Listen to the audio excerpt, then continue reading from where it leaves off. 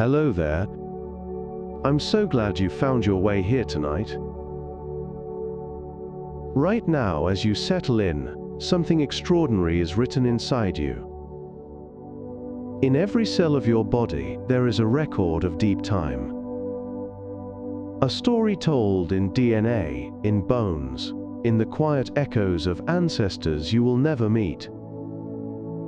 Evolution is not a distant process that happened millions of years ago and then stopped. It is ongoing. It is written in the shape of your hands, the rhythm of your heartbeat, the way your eyes adjust to darkness. You carry the legacy of ancient oceans, primordial forests, and creatures that learned to crawl, to run, to fly. Tonight we journey through the extraordinary story of life itself. We will explore over 100 soothing facts about evolution, from fossils buried in ancient rock to the genetic remnants of viruses hidden in your genome, from creatures that defy the rules of aging to animals that borrowed tools from entirely different kingdoms of life. There is no test at the end, no rush, no urgency. Just the gentle unfolding of life's most beautiful and surprising secrets to carry you softly toward sleep. So let your breathing slow. Let your thoughts soften. And allow yourself to drift peacefully into the quiet wonder of the story of life. Welcome to Drowsy Discovery. I am glad you found your way here tonight. Perhaps you have had a long day. Perhaps you simply enjoy falling asleep to thoughts about deep time and ancient creatures. Either way, this space is for you. There is something profoundly calming about contemplating evolution. Every living thing on this planet is your relative. Every plant, every animal, every fungus and microbe shares with you a common ancestor, a single cell that lived over 3.5 billion years ago. From that one beginning, all the diversity of life has blossomed. You are part of that unbroken chain. The iron in your blood was forged in dying stars. The calcium in your bones once drifted through ancient seas. The very structure of your cells carries memories of life forms that vanished eons before humans walked the earth. If you enjoy these gentle journeys, I invite you to like, subscribe, or share a thought below. It helps others find their way here too, one sleepy soul at a time. But for now, all you need to do is relax. So settle in. Let the weight of the day drift away like stardust scattered by cosmic winds. And let us begin with the first of many peaceful truths about how life changes, adapts, and endures. Evolution is patient beyond measure. It works not in years or centuries, but in millions and billions of years. Species rise and fall. Continents drift. Oceans appear and vanish. And through it all, life persists, always changing, always adapting. Tonight, we will wander through this magnificent story. We will meet creatures that glow, regenerate, and even reverse their age. We will discover hidden structures in your own body that whisper of ancestors long gone. And we will uncover truths about evolution that may surprise even the most curious minds. But there is no hurry. Life has been evolving for nearly 4 billion years. It can wait a little longer while you rest. Let us begin with the echoes of evolution hidden in human development. Human embryos briefly develop tails during the early weeks of growth. In the quiet darkness of the womb, something extraordinary happens during the first weeks of human development. Every embryo, including the one that became you, grows a small tail. This structure appears around the 4th week of gestation, containing between 10 and 12 vertebrae, and for a brief period, it resembles the tails of our distant ancestors who lived hundreds of millions of years ago. By the 8th week, most of this tail has been reabsorbed into the developing body, leaving behind only the coccyx, the small triangular bone at the base of your spine that you might feel if you press gently at the lowest point of your back. In rare cases, roughly 1 in every million births, a baby is born with a vestigial tail that contains no vertebrae, but does include muscles, blood vessels, and nerves. This remarkable occurrence offers a glimpse into our evolutionary past, a fleeting reminder that we share ancestry with creatures who used their tails for balance, communication, and grasping branches in ancient forests. The genetic instructions for building a tail remain within us, normally silenced by other developmental signals, but occasionally expressing themselves in ways that connect us visibly to the long chain of life that stretches back through deep time. Goosebumps are a vestige of the fur our ancestors once had. When you feel a sudden chill or experience a moment of strong emotion, tiny muscles at the base of each hair follicle contract, pulling the hair upright and creating small bumps across your skin. This response, known scientifically as piloerection, is controlled by the sympathetic nervous system and happens entirely without your conscious control. In our furry ancestors, this reflex served vital purposes. When cold, raising thick fur created a layer of insulating air close to the body, trapping warmth and helping maintain body temperature. When frightened or threatened, puffing up the fur made an animal appear larger and more intimidating to potential predators or rivals. You can observe this same behavior in cats when they arch their backs and their fur stands on end, or in porcupines raising their quills. In humans, this ancient reflex persists, even though we have lost most of our body hair over millions of years of evolution. The muscles, nerves, and hormonal triggers all remain functional, faithfully executing a command that no longer achieves its original purpose. Goosebumps are a quiet whisper from our mammalian past, a reminder that your body carries the memory of ancestors who survived ice ages wrapped in warm fur. A small muscle behind the ear once helped our ancestors rotate their ears toward sounds.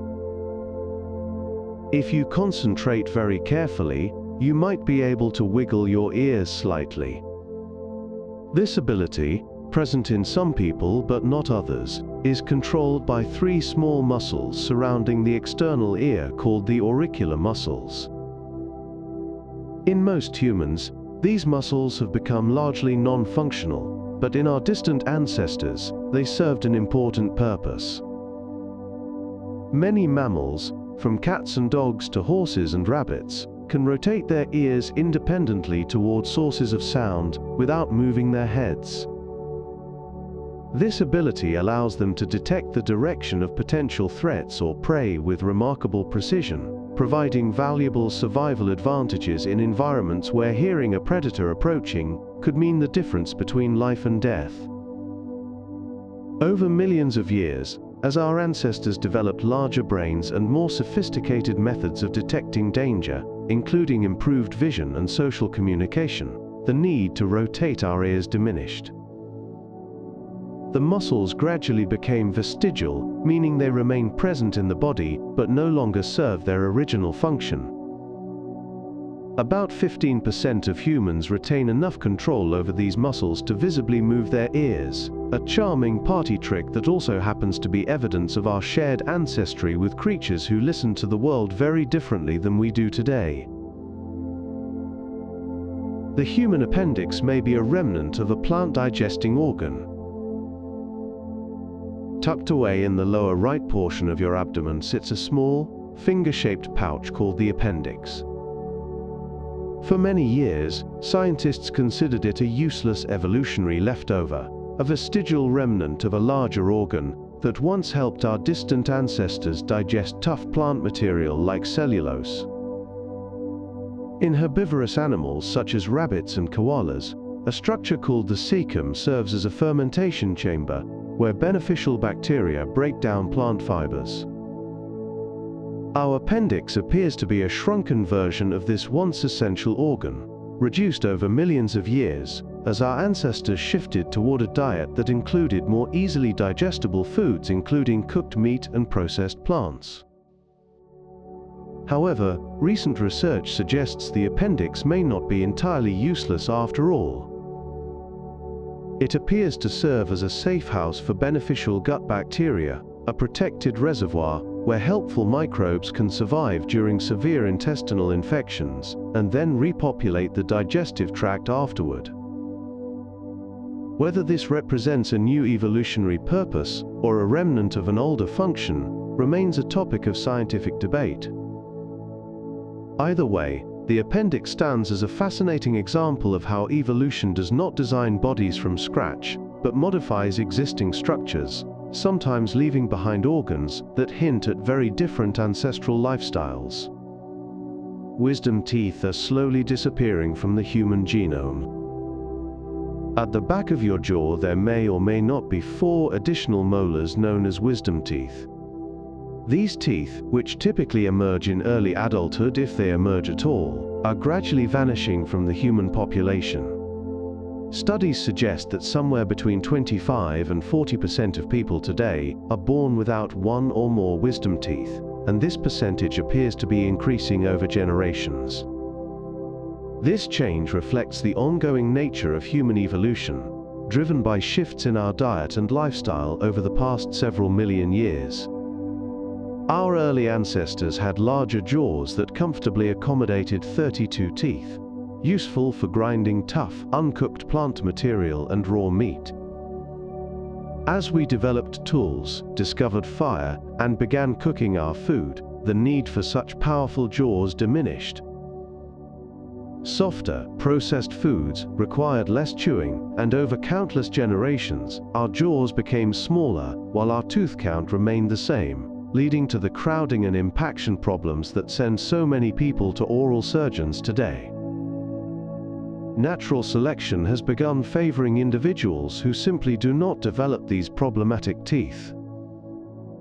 In perhaps another million years, wisdom teeth may disappear entirely from the human species, another vestigial structure lost to the quiet, patient work of evolutionary change.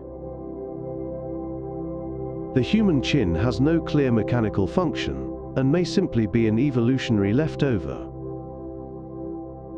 Look in a mirror and notice the small, bony projection at the bottom of your face.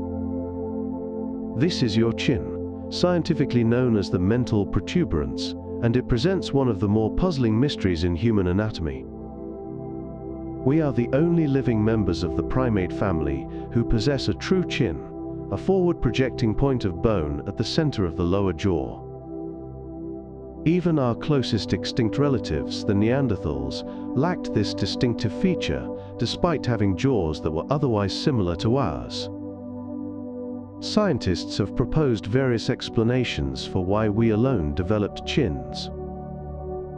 Some suggest it helps resist the mechanical stresses of chewing, though studies have shown that chins are poorly positioned to absorb such forces. Others propose it might play a role in speech production or serve as a site for muscle attachment. A more recent hypothesis suggests that the chin is simply a byproduct of other evolutionary changes in the human face. As our faces became flatter and our jaws smaller over the past few 100,000 years, the chin may have emerged as a structural consequence, rather than a feature selected for any particular purpose. This would make the chin an evolutionary leftover, a quirk of developmental geometry that defines one of our most recognizable features without serving any clear function at all. Whales still carry tiny pelvic bones buried deep within their bodies.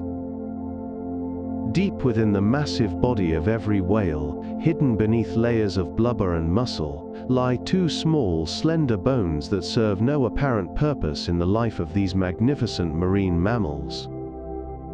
These are the remnants of a pelvis, evolutionary souvenirs from a time when the ancestors of whales walked on 4 legs across ancient landscapes. Approximately 50 million years ago, the predecessors of modern whales were land-dwelling creatures that gradually returned to the sea, and over countless generations, their hind limbs shrank and eventually disappeared entirely from the external body. But the bones did not vanish completely. They remain suspended in tissue, no longer connected to the spine, no longer supporting any weight, yet faithfully maintained by the genetic instructions passed down through millions of years. In some whale species, these vestigial pelvic bones are only a few centimeters long, mere shadows of the sturdy structures that once anchored powerful legs. Remarkably, recent research suggests these bones may still serve a minor function in reproduction, providing attachment points for certain muscles. Nevertheless, they stand as one of the most striking examples of how bodies carry the traces of ancestors who lived very different lives in very different environments long ago. Snakes retain the genetic blueprint for legs in their DNA. Every snake slithering across the forest floor, or curling in the warmth of the sun, carries within its cells the complete genetic instructions for building legs. These instructions have been silenced but not erased, dormant blueprints from ancestors who once walked on 4 limbs over 100 million years ago. Fossil evidence reveals the transitional forms in this remarkable transformation, including ancient snakes that possessed small but fully formed hind legs complete with knees and ankles. Over evolutionary time, as snakes developed their distinctive elongated bodies and became specialists in moving through burrows, tall grass, and narrow spaces, legs became not just unnecessary but potentially disadvantageous. The genes responsible for limb development gradually accumulated mutations that switched them off, but the fundamental genetic architecture remains intact. Scientists have demonstrated this dramatically by manipulating certain regulatory genes in snake embryos, causing limb buds to begin forming before developmental signals halt their growth. Some modern snakes, particularly pythons and boas, still possess tiny external spurs near their tails, vestigial remnants of hind limbs that are visible to the naked eye. These spurs, sometimes used during mating, are the last external whispers of legs, lost to the patient erasure of evolutionary time. Eyeless cavefish still begin to develop eyes before reabsorbing them. In limestone caves beneath the surface of Mexico and across other dark underground waterways around the world, fish swim through absolute darkness using senses other than sight. These cave fish, many of which evolved from sighted surface-dwelling ancestors, have lost their eyes entirely over thousands of generations.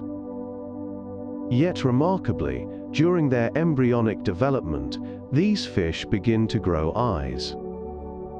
In the early stages of development, eye structures start to form normally, with lens tissue and optic cups appearing much as they would in their sighted relatives.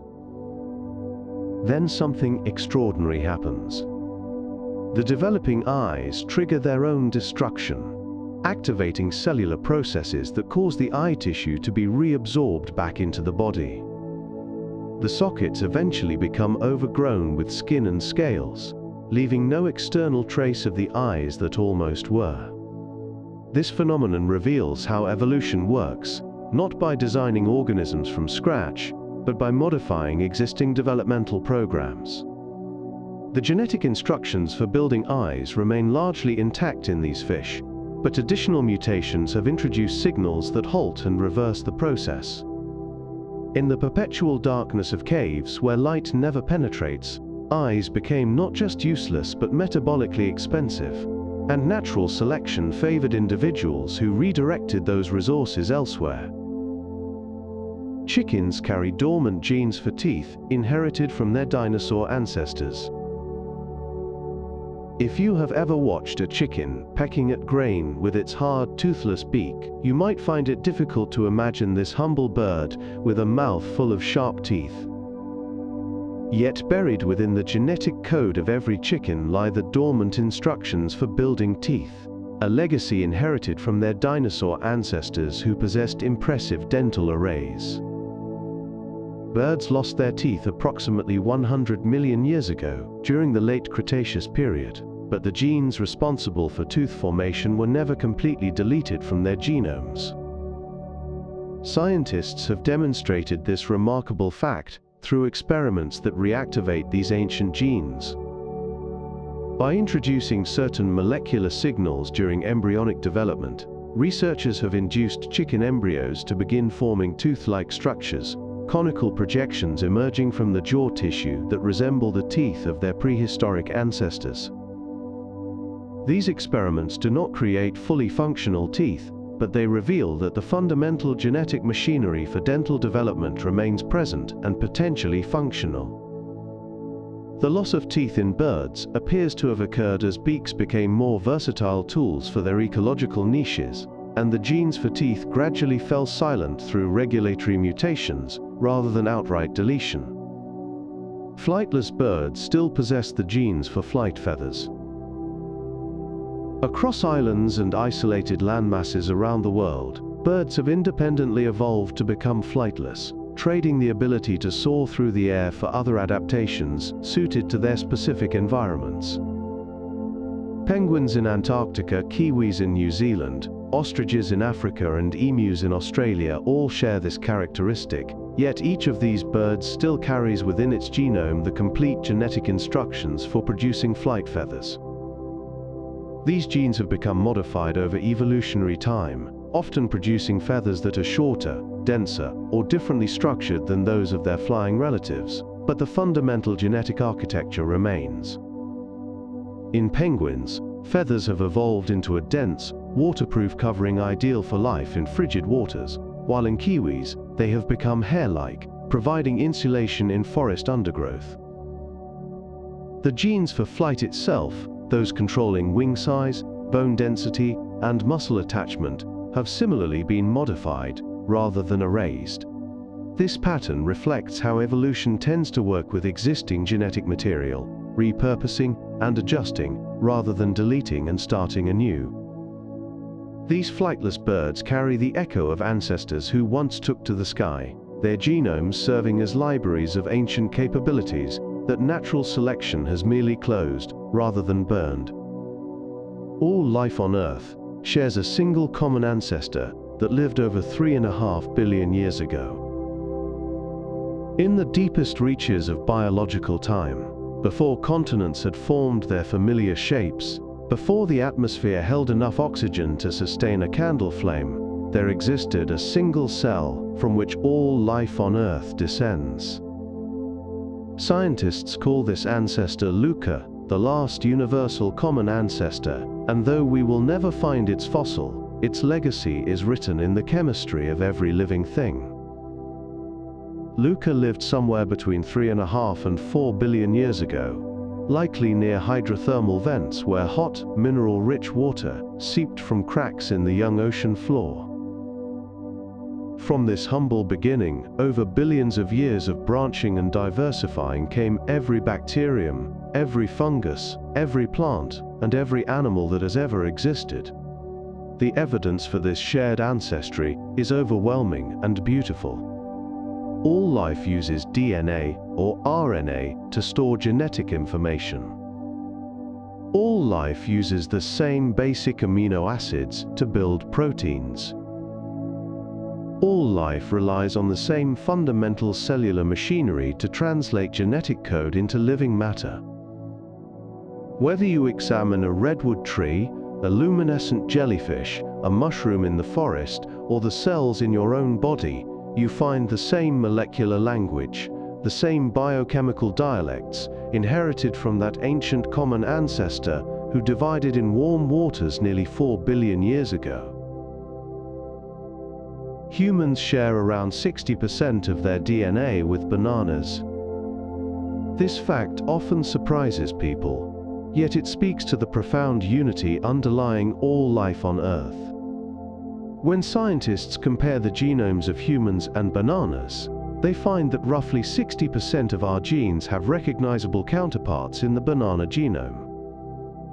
This does not mean we are 60% banana, but rather that many fundamental processes of life are so essential that they have been conserved across billions of years of evolution. The genes we share with bananas are those that govern the most basic functions of cellular existence: how cells divide, how they produce energy, how they repair damage to their DNA, how they manufacture proteins. These processes were established so early in the history of life that they remain largely unchanged in organisms as different as humans and fruit-bearing tropical plants. We share even more genetic similarity with closer relatives, around 85% with mice, 96% with chimpanzees.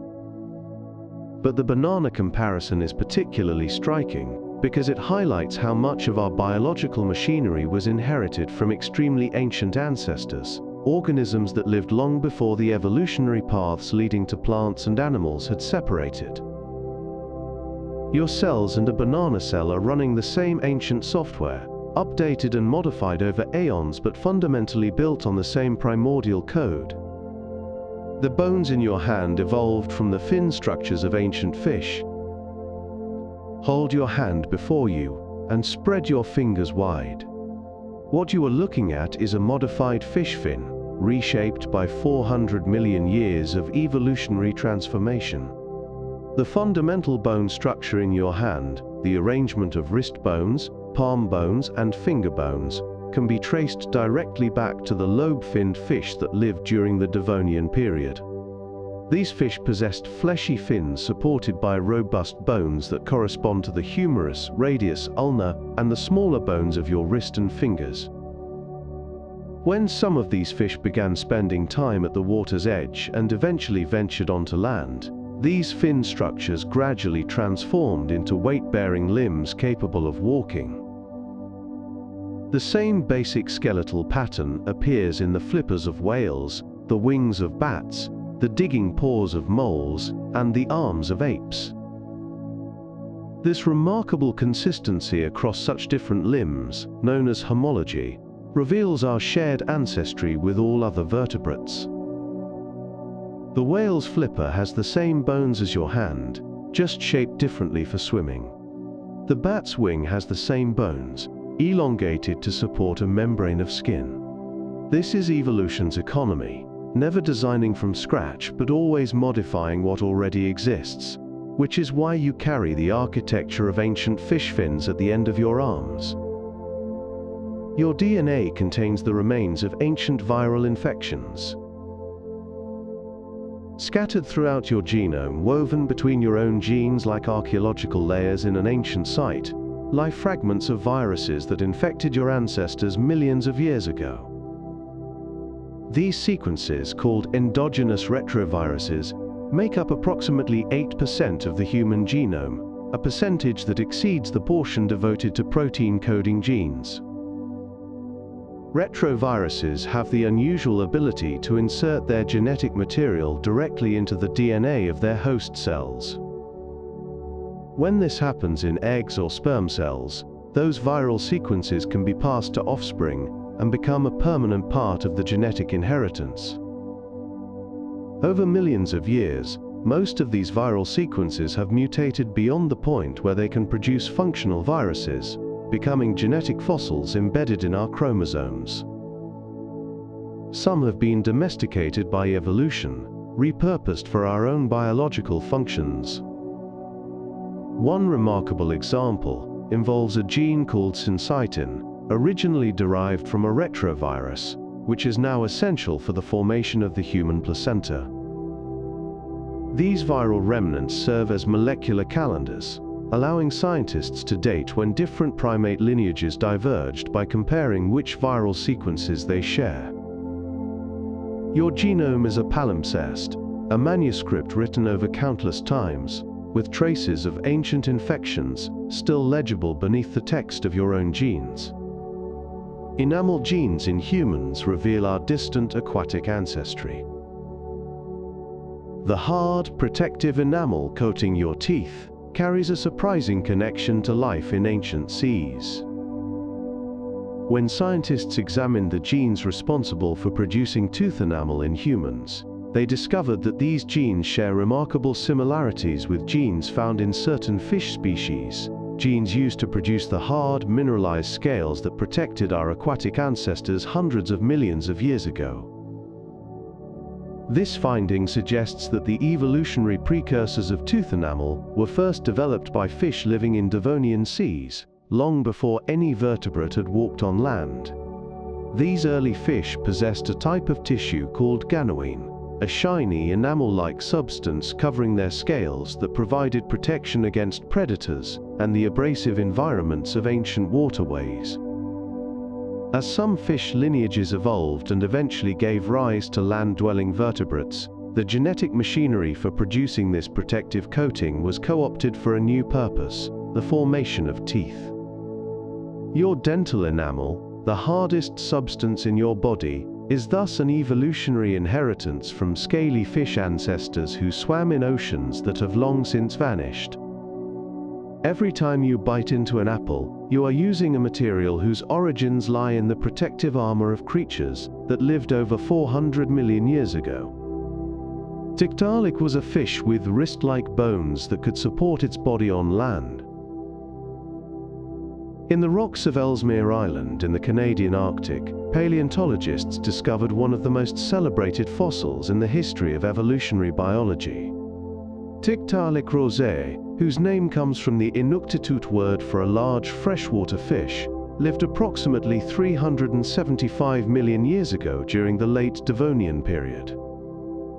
This remarkable creature was precisely what scientists had predicted would exist: a transitional form between fish and the first land-dwelling vertebrates.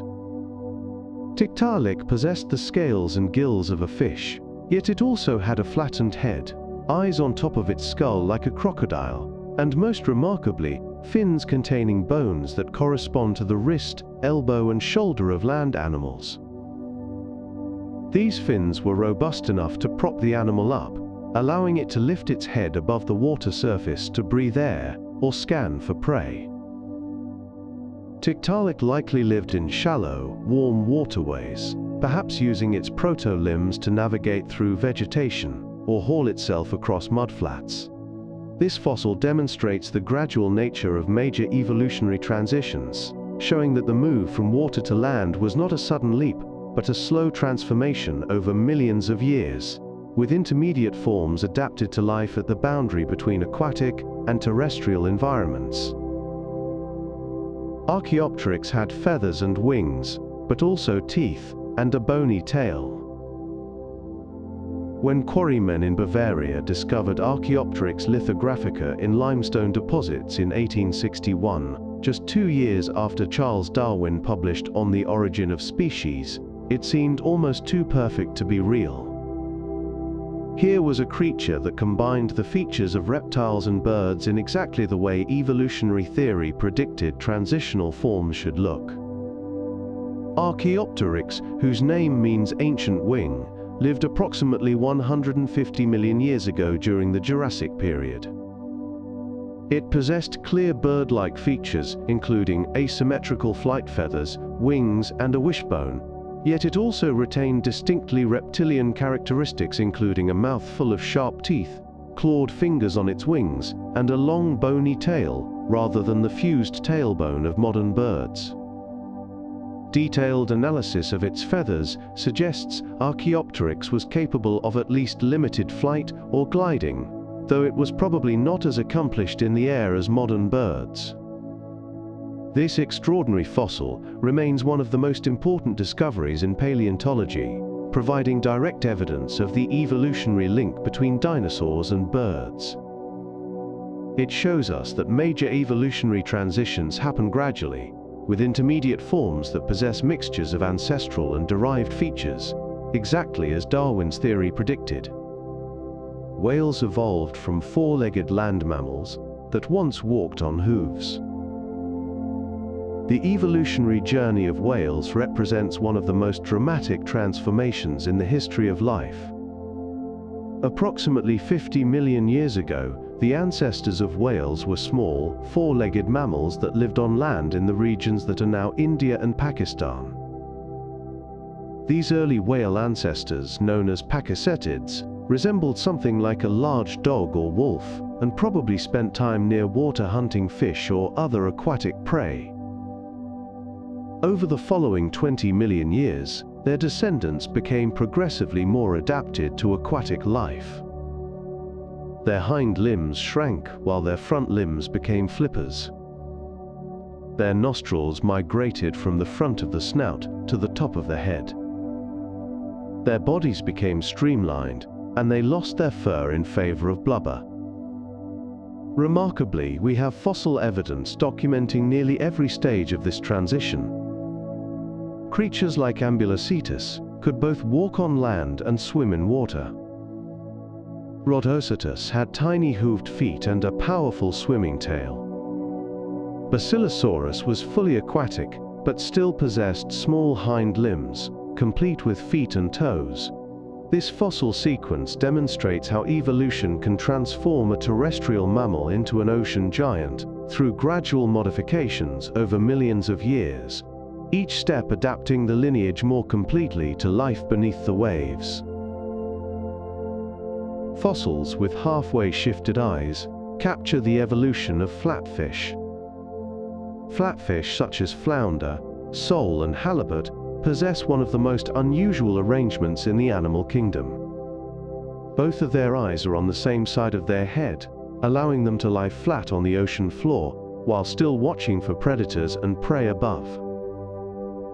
For many years, this strange anatomy seemed difficult to explain through gradual evolution, as it was hard to imagine what advantage a fish with a partially shifted eye would have. Then paleontologists discovered fossils that captured this transition in action. Amphistium, a fish that lived approximately 50 million years ago, had one eye that had migrated partway toward the top of its skull, but had not yet crossed to the other side. Another fossil fish, Heteronectes, showed a similar intermediate condition. These discoveries reveal that the bizarre eye arrangement of modern flatfish evolved gradually over millions of years, with each incremental shift providing some advantage to fish living on the seafloor. Young flatfish today begin life swimming upright with one eye on each side, then undergo a metamorphosis during which one eye migrates across the head, recapitulating in their development the evolutionary journey their ancestors took over geological time. The coelacanth was thought extinct for 65 million years until one was found alive. In the fossil record, coelacanths appear as robust, lobe-finned fish that thrived for hundreds of millions of years before apparently disappearing at the end of the Cretaceous period, the same mass extinction that claimed the non-avian dinosaurs. Scientists assumed this entire group had perished 65 million years ago until December 1938, when a fishing boat off the coast of South Africa pulled up a strange catch. The fish was bluish-purple with unusual fleshy fins, and local museum curator Marjorie Courtney Latimer immediately recognized it as something extraordinary. The specimen was confirmed as a living coelacanth, a discovery that caused a sensation in the scientific world and earned the fish the nickname living fossil. Since then, populations of coelacanths have been found in deep waters near the Comoros Islands, Indonesia, and South Africa. These remarkable fish can grow nearly 2 meters long and possess several primitive features, including lobed fins that move in an alternating pattern reminiscent of walking. Coelacanths are more closely related to humans than to most other fish, belonging to the lobe-finned group from which all land vertebrates evolved. Their survival for over 400 million years with relatively little change demonstrates that evolution does not always mean progressive transformation. Sometimes, a body plan is so well suited to its environment that it persists across geological ages. Modern birds are the living descendants of feathered theropod dinosaurs. When you watch a sparrow hopping on a branch or a hawk circling overhead, you are observing the direct descendants of theropod dinosaurs, the same group that included the mighty Tyrannosaurus rex. This is not metaphor or analogy but scientific fact, supported by overwhelming evidence from fossils, genetics, and comparative anatomy. The connection between birds and dinosaurs was first proposed in the 19th century based on skeletal similarities, but discoveries over the past few decades have made the relationship undeniable. Fossils from China have revealed dozens of species of feathered dinosaurs, some with wings remarkably similar to those of modern birds. The similarities extend beyond feathers to include hollow bones for reduced weight, wishbones for flight muscle attachment, and even evidence of brooding behavior. Genetically, birds are nested firmly within the dinosaur family tree, making them not just descendants of dinosaurs, but actual living dinosaurs, according to modern classification. The mass extinction 66 million years ago that ended the Mesozoic era wiped out most dinosaur lineages, but the small, feathered theropods that could fly or glide survived. Their descendants diversified into the 10,000 bird species alive today, from penguins to hummingbirds, each one carrying the genetic legacy of their terrible lizard ancestors into the modern world. Feathers evolved for insulation and display, long before they were used for flight. For many years, scientists assumed that feathers evolved specifically for flight, but fossil discoveries have revealed a far more complex and interesting story. Feathers first appeared on dinosaurs that could not fly, serving purposes entirely unrelated to aerial locomotion. The earliest feathers were simple filaments, like the downy covering on a newly hatched chick, providing insulation to help warm-blooded dinosaurs regulate their body temperature. As feathers became more complex, they began to serve other functions, including camouflage and display. Many feathered dinosaurs possessed elaborate plumage in striking patterns, likely used to attract mates or intimidate rivals, much as peacocks and birds of paradise use their feathers today. Only later, after feathers had become well-established structures serving multiple purposes, did some lineages begin using them for flight or gliding. This sequence, called exaptation, describes how a feature that evolved for one purpose can be co-opted for an entirely different function. The feathers that eventually enabled birds to take to the sky were not designed for flying but repurposed from structures that had already proven useful for warmth and beauty. This is a common pattern in evolution, with major innovations often arising not from entirely new structures but from creative reuse of what already exists. Some birds still have claws on their wings, reminiscent of their dinosaur ancestors. Most people think of bird wings as smooth, feathered structures dedicated entirely to flight, but some birds retain visible reminders of their dinosaur heritage in the form of claws on their wings. The hoatzin, a strange bird found in the swamps of South America, is perhaps the most famous example. Young hoatzins possess functional claws on the first two digits of their wings, which they use to climb through vegetation and escape predators before they develop the ability to fly. If a chick falls into the water, it can swim to safety, and then use its wing claws to clamber back up into the branches. As the birds mature, these claws typically become smaller and less prominent. The hoatzin is not unique in possessing wing claws. Ostriches have claws on their wings, as do several other bird species, though they are less prominent than in the hoatzin chick. These structures are remnants of the three-fingered hands that dinosaurs possessed, modified over millions of years as wings evolved for flight. In most birds, the fingers have fused and the claws have disappeared, but their presence in some species offers a glimpse of the ancestral anatomy that birds inherited from their theropod predecessors. Flight evolved independently at least 4 times in different animal groups. The ability to fly is one of the most remarkable adaptations in the history of life, and it has evolved not just once, but at least 4 separate times in completely unrelated groups of animals. Insects were the first to take to the air, developing wings over 350 million years ago. Pterosaurs, the flying reptiles that soared alongside dinosaurs, evolved powered flight independently around 230 million years ago. Birds evolved flight from feathered dinosaurs, beginning around 150 million years ago. And bats, the only mammals capable of true powered flight, evolved their wings approximately 50 million years ago. Each group solved the problem of flight in its own way. Insect wings are thin membranes supported by veins. Pterosaur wings were formed from a membrane of skin stretched along an enormously elongated fourth finger. Bird wings are covered in feathers attached to a modified arm. Bat wings are membranes of skin stretched between elongated fingers and the body. Despite these very different structures, all four groups independently evolved the aerodynamic principles necessary for powered flight.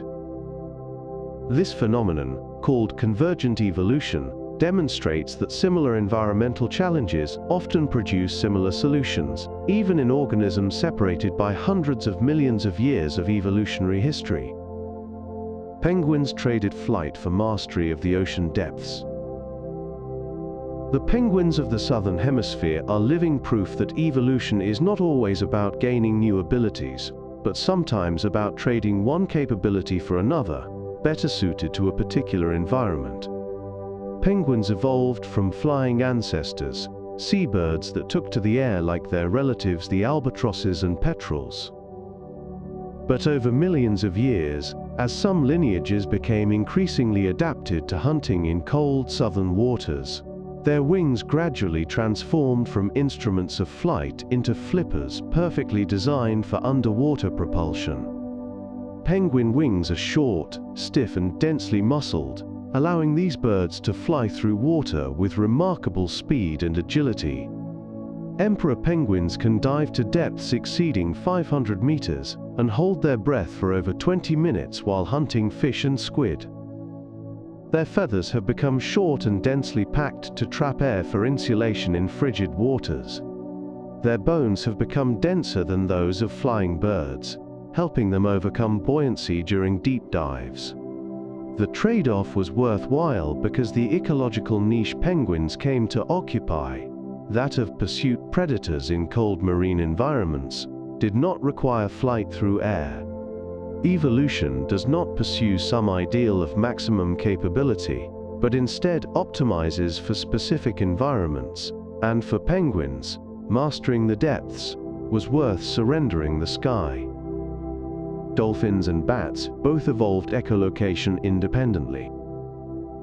In the lightless depths of the ocean and the darkness of night skies, two completely unrelated groups of mammals independently evolved the same remarkable sensory ability. Dolphins and bats both use echolocation, emitting high-frequency sounds and listening for the echoes that bounce back from objects in their environment.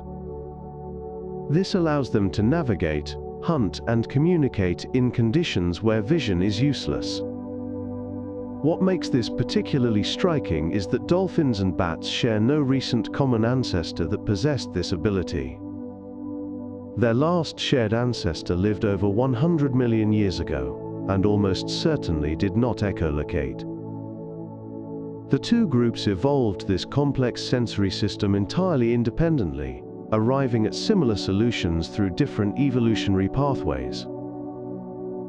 When scientists compared the genes involved in echolocation in dolphins and bats, they discovered something remarkable. Some of the same genetic mutations that improved hearing in bats also appeared in dolphins, even though these mutations arose separately in each lineage. This is convergent evolution at the molecular level, demonstrating that when evolution faces similar challenges, it sometimes finds identical solutions, down to the level of individual genetic changes. The sonar systems of dolphins and bats stand as one of the most impressive examples of evolutionary convergence in the animal kingdom. Cacti and euphorbia plants look nearly identical, despite being unrelated. In the deserts of the Americas, cacti have evolved their distinctive appearance, with thick, water-storing stems, reduced or absent leaves, and protective spines. Travel to the deserts of Africa, and you will find euphorbia plants that look almost identical, with the same swollen green stems, the same spiny defenses, the same general architecture. Yet these two groups of plants are not closely related. Their last common ancestor lived hundreds of millions of years ago, long before either group evolved these desert adaptations.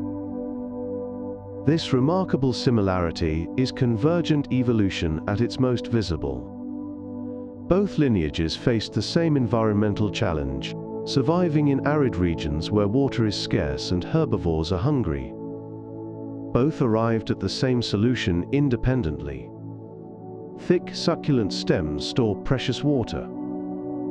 Reduced or modified leaves minimize water loss through transpiration. Sharp spines deter animals that might otherwise feast on these water-rich tissues. The similarity is so striking that casual observers often mistake African euphorbias for cacti and vice versa. Only upon close examination do differences emerge, such as the milky latex that euphorbias produce when cut, or the different structures of their flowers. These parallel adaptations demonstrate that evolution, while unpredictable in its details, often produces predictable outcomes when organisms face similar environmental pressures. Marsupial and placental mammals evolved remarkably similar forms on different continents. When Australia drifted away from the ancient supercontinent of Gondwana over 100 million years ago, it carried with it a cargo of marsupial mammals that would evolve in isolation for tens of millions of years. Meanwhile, on the other continents, placental mammals underwent their own evolutionary radiation. The result was a natural experiment in convergent evolution on a continental scale. In Australia, marsupials evolved to fill nearly every ecological niche that placental mammals occupied elsewhere. There were marsupial equivalents of wolves, moles, flying squirrels, anteaters, and cats, each remarkably similar in form and function to their placental counterparts, despite having evolved completely independently. The marsupial mole looks almost identical to the placental mole, with similar reduced eyes, powerful digging claws, and streamlined body. Sugar gliders evolved a gliding membrane strikingly similar to that of flying squirrels. The now extinct thylacine, or Tasmanian wolf, resembled a dog so closely that early European settlers mistook it for one. This continental scale convergence demonstrates how the pressures of similar ecological niches can shape unrelated organisms into nearly identical forms, as natural selection finds the same optimal solutions to the same environmental challenges. The Tasmanian wolf looked just like a dog, but was actually a marsupial. The thylacine, commonly known as the Tasmanian wolf or Tasmanian tiger, was one of the most striking examples of convergent evolution ever to exist.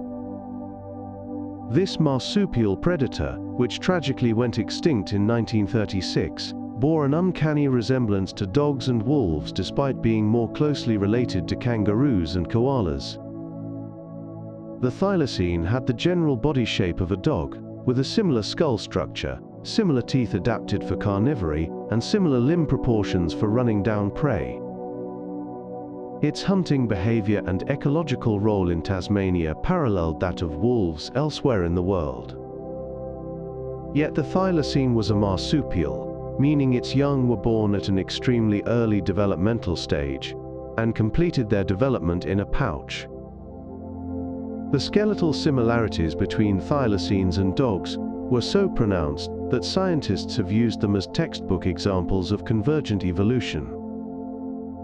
When unrelated organisms face similar ecological challenges, evolution often shapes them into similar forms. The thylacine evolved to be a pursuit predator in the forests and grasslands of Australia and Tasmania, and natural selection sculpted it into a form remarkably like the wolves that filled the same niche on other continents. The last known thylacine died in a Hobart zoo, leaving behind only photographs, films, and preserved specimens that document this extraordinary case of evolutionary parallelism. Koalas have fingerprints so similar to humans that they can confuse forensic scientists. If you were to examine a koala's fingerprint under a microscope, you would find something astonishing. The whorls, loops, and arches on a koala's fingertips are so similar to human fingerprints that forensic experts have expressed concern about distinguishing between them at crime scenes in Australia. This similarity is not because koalas and humans share a recent common ancestor with fingerprints. Our last shared ancestor lived over 100 million years ago, and almost certainly lacked the complex ridge patterns found on our fingertips. Instead, koalas evolved fingerprints independently, arriving at the same solution to the same problem through convergent evolution. Fingerprints improve grip, particularly when handling smooth, curved objects, and they enhance tactile sensitivity by amplifying vibrations when the fingertip slides across surfaces. For humans, these advantages apply to tool use and manipulation of objects. For koalas, they aid in grasping eucalyptus branches and selecting the best leaves. The selective pressures were similar enough that evolution produced nearly identical structures in two very different primates and marsupials. This convergence extends even to the microscopic details of skin texture. Koala fingerprints serve as a remarkable reminder that evolution, when faced with similar challenges, often discovers the same solutions, even across vast evolutionary distances. Arctic and Antarctic fish evolved antifreeze proteins independently. At both ends of the Earth, where waters hover near the freezing point, fish have evolved proteins that prevent ice crystals from forming in their blood and tissues. In the Arctic, various fish species produce antifreeze glycoproteins that bind to tiny ice nuclei and stop them from growing into larger, tissue-destroying crystals. In the Antarctic, fish of the notothenoid family produce remarkably similar antifreeze proteins. Yet these two groups of fish are not closely related, and their antifreeze systems evolved independently, in response to the same environmental challenge. The Arctic and Antarctic became cold at different times in geological history, and the fish in each region developed their antifreeze adaptations separately over millions of years. What makes this convergence even more remarkable is that when scientists examined the genes encoding these antifreeze proteins, they found that some had evolved from completely different ancestral genes in the two regions. In one case, the antifreeze protein evolved from a digestive enzyme, in another from a completely different gene altogether. Evolution took different molecular starting points and arrived at functionally similar solutions. These fish carry within them a testament to the creative power of natural selection, which can independently invent the same biochemical tricks when faced with the same survival challenges at opposite ends of the planet. Color vision has evolved independently in many different animal groups. The ability to perceive colors, to distinguish between wavelengths of light and interpret them as vivid hues, has evolved independently numerous times across the animal kingdom. This is not a single invention passed down from some ancient ancestor, but rather a capability that natural selection has discovered again and again, in different lineages facing similar ecological challenges. Insects evolved color vision independently of vertebrates. Among vertebrates, different groups developed their color perception through distinct evolutionary pathways. Some fish, birds, and reptiles can see 4 primary colors, perceiving ultraviolet light invisible to humans. Most mammals lost much of their color vision when their ancestors became nocturnal during the age of dinosaurs, with humans and other primates later re-evolving 3-color vision through a gene duplication event. The mantis shrimp represents perhaps the most extreme case, with 16 different types of color receptors compared to our 3, though scientists debate whether this translates to a richer color experience or merely a different way of processing visual information. Each instance of color vision evolution represents a solution to the challenge of extracting useful information from the electromagnetic spectrum. Whether for finding ripe fruit, selecting mates, detecting predators, or communicating with others of the same species. Color vision is not a fixed feature of life, but a flexible adaptation that emerges whenever the benefits outweigh the costs. Birds can see ultraviolet light and colors we cannot imagine. The world looks fundamentally different to a bird than it does to a human. Most birds possess 4 types of color receptors in their eyes, compared to our 3, and one of those extra receptors is sensitive to ultraviolet light that is completely invisible to us. This means birds perceive an entire dimension of color that we cannot even imagine. Many flowers have patterns visible only in ultraviolet light, guides that direct pollinators to nectar sources that appear blank to human eyes. Many birds have plumage that looks dull or plain to us, but blazes with ultraviolet markings visible to their own species. Male and female birds that appear identical to human observers often look dramatically different to each other. Some fruits develop ultraviolet reflective coatings when ripe, signaling to birds that they are ready to eat. Even the sky looks different to a bird, with polarized light patterns that help with navigation being more visible. This extended color vision is not unique to birds, but is actually the ancestral condition for vertebrates. Our ancestors possessed 4 color receptors until the early mammals became nocturnal and lost 2 of them. We later regained one, giving us our 3-color vision, but we never recovered the ultraviolet sensitivity that birds and many reptiles have retained from our common ancestors.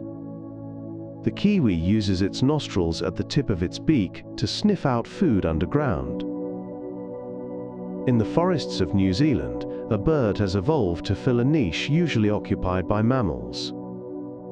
The kiwi, New Zealand's national symbol, is a flightless nocturnal bird that hunts for invertebrates by smell rather than sight. While most birds have poorly developed senses of smell, the kiwi has evolved remarkable olfactory abilities, with nostrils positioned at the very tip of its long beak, rather than at the base where they are found in other birds.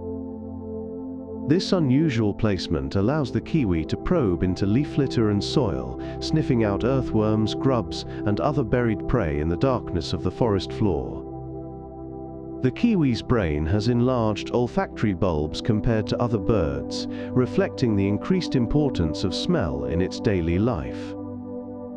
This nocturnal lifestyle and reliance on smell rather than vision is highly unusual for a bird and represents an evolutionary response to New Zealand's unique ecological circumstances. Before humans arrived, New Zealand had no native land mammals except bats. In this absence, some birds, including the kiwi, evolved to fill ecological roles occupied by mammals elsewhere. The kiwi essentially became a mammal-like bird, complete with whisker-like feathers around its face and body temperature lower than that of most birds, more similar to a mammal. Vampire bats evolved heat-sensing noses to detect blood beneath skin. In the darkness of Central and South American nights, vampire bats hunt for blood using a sense that few other mammals possess. Around the nose of a vampire bat are specialized pits containing heat-sensitive receptors capable of detecting the infrared radiation emitted by warm-blooded prey. This allows the bat to locate blood vessels just beneath the skin of sleeping animals, finding the optimal spot to make its painless incision. The molecular basis of this heat-sensing ability has been identified as a modified version of a temperature-sensing protein found in all mammals called TRPV1. In most mammals, this protein responds to potentially damaging high temperatures, triggering the sensation of burning. In vampire bats, a mutation has shifted the sensitivity of this protein to detect the much milder warmth of body heat. This represents evolution taking an existing molecular tool and modifying it for a new purpose. Pit vipers and some python species have independently evolved similar heat-sensing abilities using related but different molecular mechanisms. The vampire bat's infrared vision is less acute than that of snakes, but sufficient for its purposes, allowing it to identify the hottest patches of skin where blood flows closest to the surface.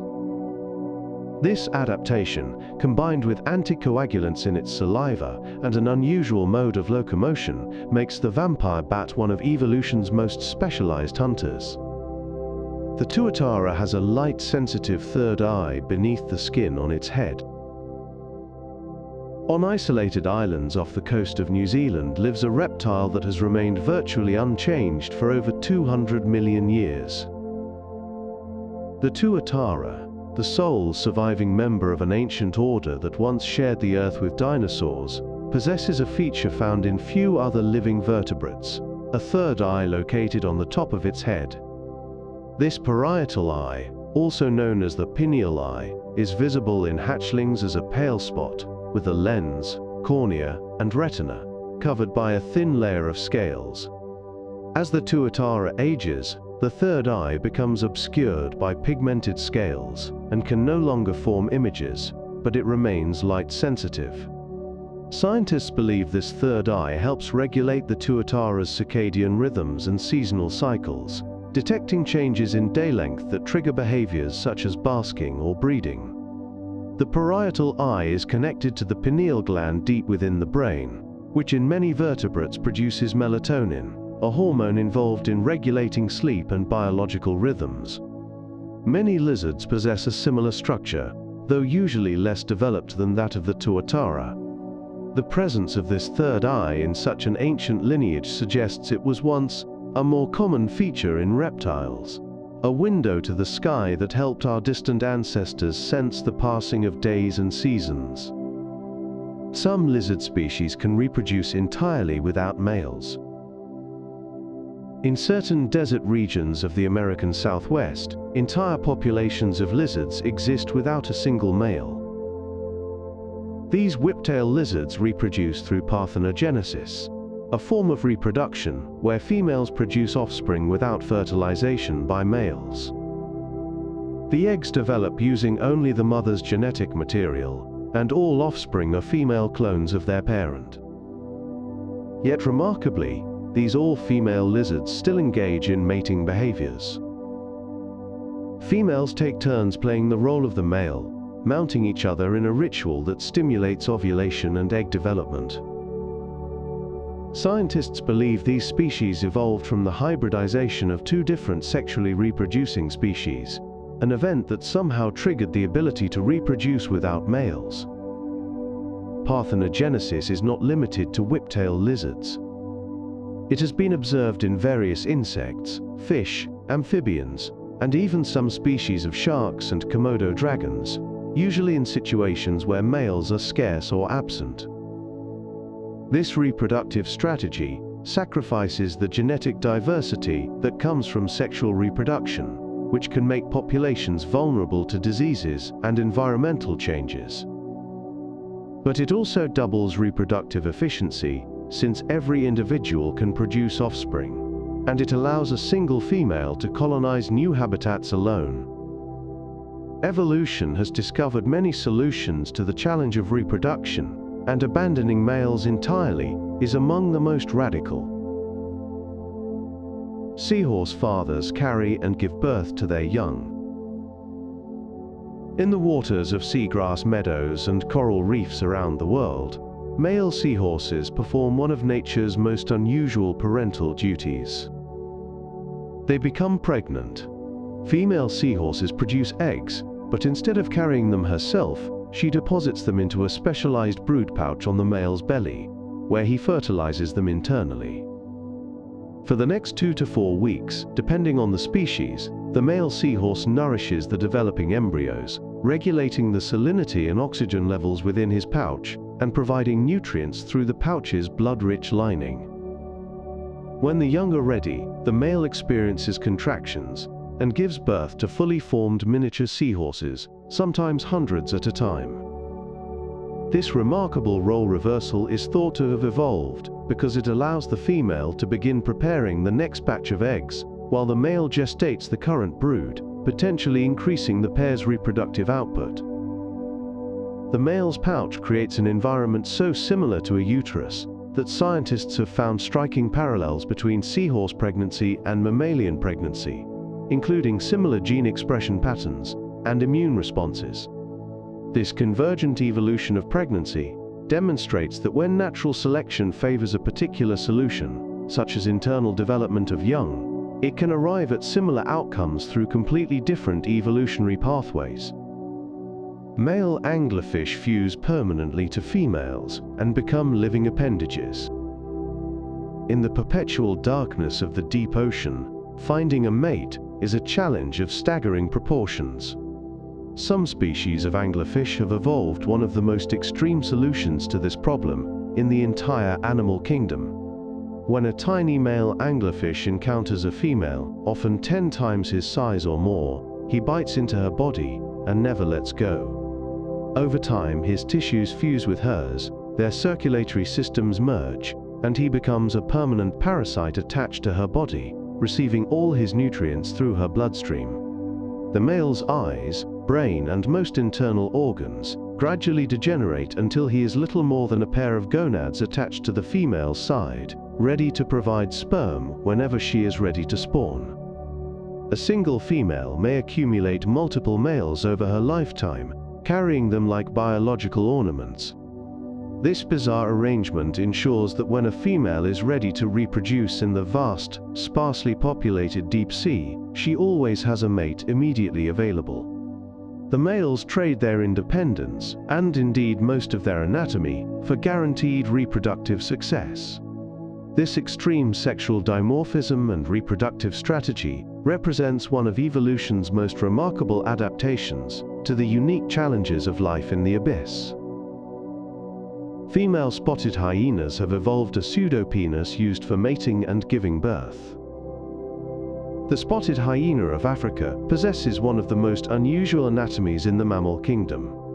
Females have evolved external genitalia that closely resemble those of males, including a fully erectile clitoris that can reach lengths of 20 centimeters or more. This pseudopenis is used for urination, mating, and remarkably, giving birth. The birth canal runs through this structure, making the birthing process dangerous for both mother and cubs. First-time mothers have high mortality rates, and many cubs suffocate during the prolonged delivery through the narrow, elongated passage. Scientists have debated why such a seemingly disadvantageous feature would evolve. The leading hypothesis involves the high levels of androgens, male hormones, that female spotted hyenas produce during development. These hormones masculinize the females, making them larger, more aggressive, and socially dominant over males. In spotted hyena society, females rank above all males, controlling access to food and mates. The pseudopenis may be a side effect of the hormonal environment that creates this social dominance, or it may play a role in female choice, as mating requires the active cooperation of the female to retract the pseudopenis. Whatever its origins, this structure represents one of evolution's most dramatic examples of how reproductive anatomy can be reshaped by social and hormonal pressures. Some frogs skip the tadpole stage and develop directly into froglets. When we think of frogs, we typically imagine a life cycle involving eggs laid in water, hatching into aquatic tadpoles, and eventually metamorphosing into terrestrial adults. But many frog species around the world have evolved to bypass this aquatic stage entirely. Direct developing frogs, found across tropical regions from Central America to Southeast Asia, lay eggs that hatch directly into miniature versions of the adult, skipping the tadpole phase altogether. This adaptation has evolved independently many times in different frog lineages, suggesting it offers significant advantages in certain environments. By eliminating the need for standing water, these frogs can colonize habitats where ponds and streams are rare or temporary. They can breed in forest leaf litter, tree holes, or even underground, placing their eggs in locations where they are protected from aquatic predators. The eggs are often larger than those of tadpole-producing species, packed with enough yolk to fuel the entire development process. Some species guard their eggs and newly hatched young, providing parental care that would be impossible in an aquatic setting.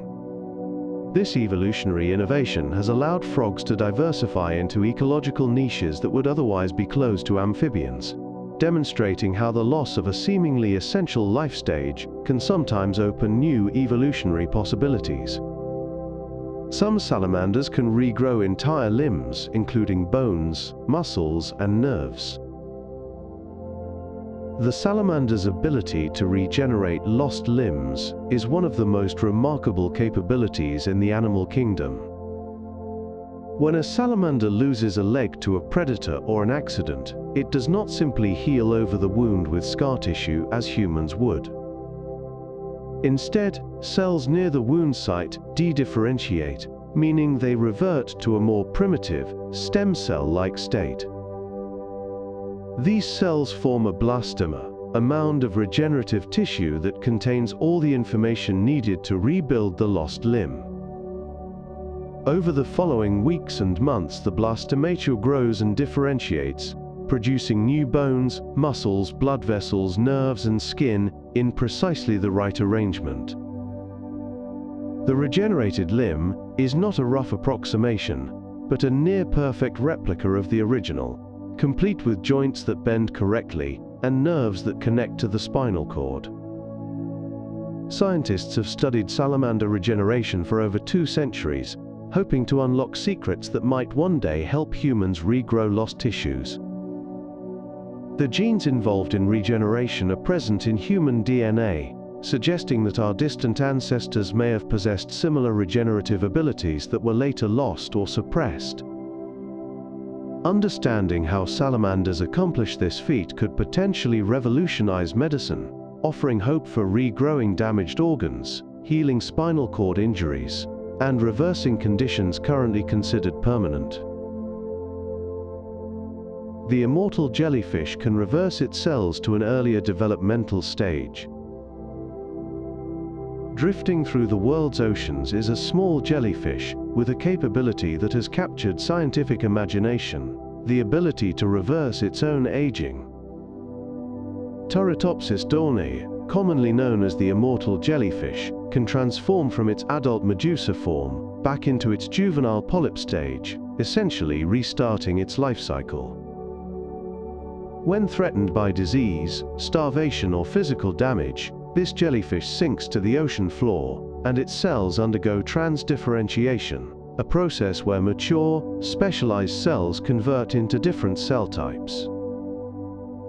The jellyfish essentially disassembles and reassembles itself as a younger version. From this polyp, a new medusa can bud and grow to adulthood, potentially repeating the cycle indefinitely. This biological immortality does not mean the jellyfish cannot die. It remains vulnerable to predators, diseases, and accidents during the transformation process. But theoretically, a single Turritopsis individual could live forever, cycling between youth and maturity, again and again. Scientists are studying the molecular mechanisms behind this remarkable ability, which involves the reactivation of genes normally silenced after development. Understanding how these jellyfish reverse cellular aging could provide insights into human aging and potentially lead to therapies that reset the biological clock of damaged or aging tissues. Axolotls remain in their juvenile aquatic form throughout their entire lives. In the ancient lakebeds near Mexico City, a salamander has taken an unusual evolutionary path by never growing up. The axolotl, with its feathery external gills and wide, perpetually smiling face, remains in its larval aquatic form for its entire life. a condition known as neoteny. While other salamanders undergo metamorphosis, losing their gills and developing lungs for terrestrial life, axolotls retain their juvenile features even as sexually mature adults. They breathe primarily through their gills, never leaving the water, never developing the robust legs and tail needed for walking on land. This arrested development appears to be caused by a deficiency in thyroid hormone production, which normally triggers metamorphosis in amphibians. Remarkably, if axolotls are injected with thyroid hormones, they can be induced to undergo metamorphosis, transforming into a terrestrial form that resembles other salamanders. But in nature, they never take this step.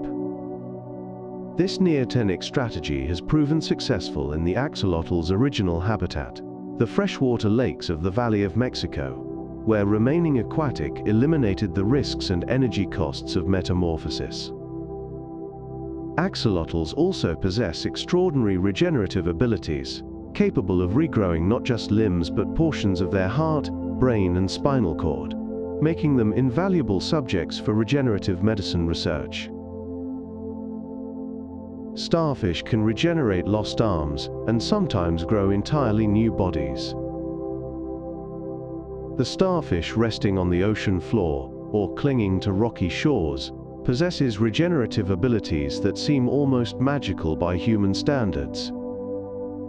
When a starfish loses an arm to a predator or accident, it can regrow the lost appendage over a period of months, producing a new arm complete with tube feet, nervous tissue, and all the structures needed for normal function.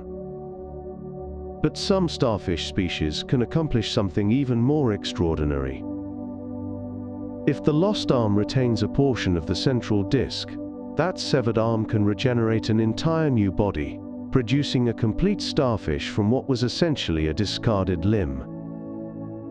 This remarkable ability has led to problems for fishermen, who once tried to control starfish populations by cutting them up and throwing the pieces back into the sea, inadvertently multiplying rather than reducing their numbers. The regenerative process in starfish involves the migration of cells to the wound site, the formation of specialized regenerative tissue, and the gradual rebuilding of all necessary structures according to some internal body plan that the starfish carries in its cells. Scientists continue to study how these relatively simple marine animals accomplish feats of regeneration that remain impossible for more complex vertebrates. Planarian worms can be cut into pieces, and each piece can become a new worm. Perhaps no animal demonstrates the power of regeneration more dramatically than the humble planarian, a small flatworm found in freshwater habitats around the world. If you cut a planarian in half, each half will regenerate into a complete worm. Cut it into thirds, quarters, or even hundreds of pieces, and each piece will grow into a new, fully functional planarian. Scientists have divided individual planarians into over 200 pieces, each of which developed into a complete organism. This extraordinary regenerative capacity relies on a population of adult stem cells called neoblasts, which make up roughly 20% of the planarian's body. These neoblasts are pluripotent, meaning they can differentiate into any cell type the worm needs, from neurons to muscle cells to digestive tissue. When a planarian is cut, neoblasts migrate to the wound site and begin dividing and differentiating to replace the missing structures. Even more remarkably, planarians can regenerate their entire head, including their brain, and the new brain retains memories that were stored in the original. Scientists have trained planarians to navigate mazes, cut off their heads, allowed them to regenerate, and found that the regenerated worms remembered the training. This suggests that memories may be stored not just in the brain but distributed throughout the nervous system, a finding with profound implications for our understanding of memory and consciousness. Naked mole rats can survive without oxygen by switching to fructose metabolism. In the underground tunnels of East Africa, a creature has evolved to survive conditions that would quickly kill most mammals. The naked mole rat, a wrinkled, nearly hairless rodent with prominent teeth and tiny eyes, can survive without oxygen for up to 18 minutes, a feat accomplished by switching from glucose metabolism to fructose metabolism. Most mammalian cells rely on oxygen to burn glucose for energy. When oxygen runs out, cells quickly begin to die. But naked mole rats have evolved the ability to flood their brains and other vital organs with fructose, and metabolize this sugar through a pathway that does not require oxygen, a trick borrowed from plants. This adaptation makes perfect sense for an animal that lives in crowded underground burrows, where oxygen levels can plummet and carbon dioxide can accumulate to dangerous levels. Naked mole rats can also tolerate much higher levels of carbon dioxide than other mammals, without suffering the acidosis that would damage our tissues. They are essentially cold-blooded for a mammal, allowing their body temperature to fluctuate with their environment, rather than maintaining a constant internal temperature. These accumulated adaptations reveal how evolution can reshape physiology when the survival benefits are significant enough. Naked mole rats have lost the ability to feel certain kinds of pain. The naked mole rat's adaptations to life underground extend beyond oxygen tolerance to include a remarkable modification of its pain response. These animals have lost the ability to feel pain from acid and certain types of inflammation that would cause significant suffering in other mammals. In their underground environment, carbon dioxide from respiration combines with moisture to form carbonic acid, creating an acidic environment that would normally cause irritation and pain. Naked mole rats have evolved to simply not perceive this sensation, allowing them to live comfortably in conditions that would be painful for other animals. The molecular basis of this insensitivity has been traced to modifications in their nerve cells, particularly in the channels that normally detect acidic conditions and transmit pain signals. Scientists have studied these modifications intensively, hoping to develop new pain medications based on the naked mole rat's natural insensitivity. Remarkably, these animals are also highly resistant to cancer, with very few tumors ever observed in captive colonies, despite their long lifespans of up to 30 years, extraordinary for a rodent of their size. The naked mole rat represents an entire suite of evolutionary innovations packed into one small, strange-looking animal. Lungfish can survive years without water in a state of suspended animation. In the seasonal wetlands of Africa, South America, and Australia, lungfish have evolved an extraordinary ability to survive droughts that would kill virtually any other fish. When their ponds and rivers begin to dry up, these ancient fish burrow into the mud and secrete a mucus cocoon around themselves, entering a state of metabolic dormancy called estivation. Within this cocoon, the lungfish's metabolism slows to a fraction of its normal rate. Its heart may beat only once every few minutes.